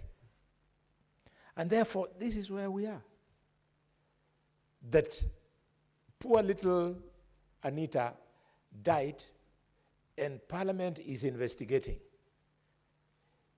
Did Dr. Ondigo fail to provide medical care using standard medical methods? That is what you should respond to. And to do this, dear colleagues, to my professional mind, we must tick against 6 boxes. The first box, Madam Speaker, is, was there misdiagnosis? By that I mean, was Dr. Ondigo unable to establish the medical problem of the little girl? In this case, from this report, no. Dr. Ondigo made the proper diagnosis of a foreign object in the pulmonary system. So you can't indict him on that particular score. The second one is, was there failure to treat? In this report, I've read it carefully. There was a lot of time spent on attempting to treat this patient so as to prevent this unfortunate outcome. Treatment is not defined as being having been done only when the patient has recovered.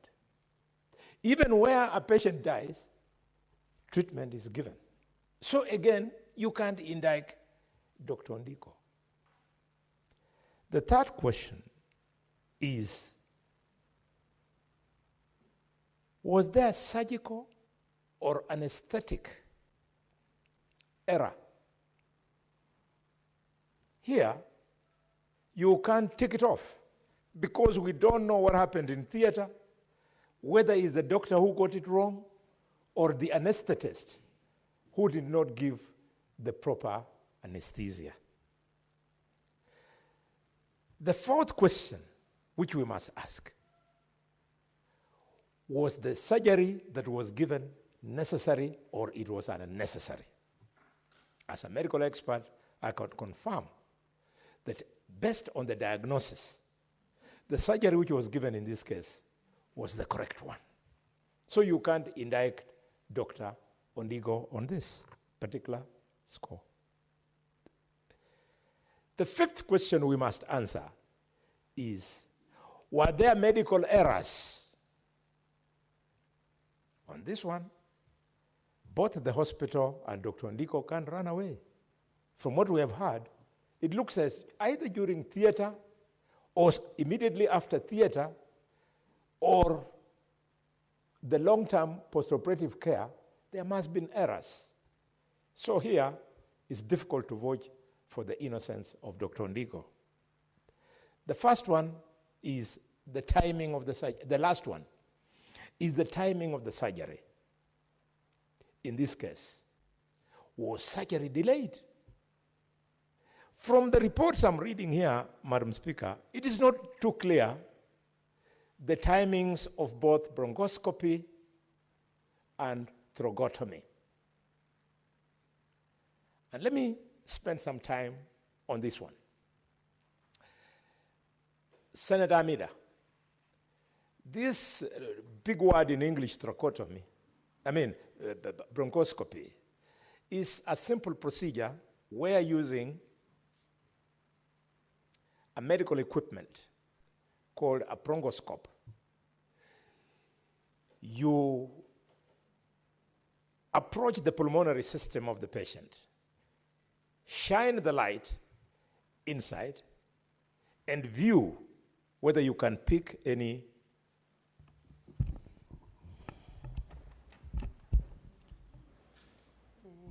Senator Halwale, when we resume, you'll have a balance of 13 minutes, and this debate will continue tomorrow. Honorable Senators, it's now 6:30 p.m.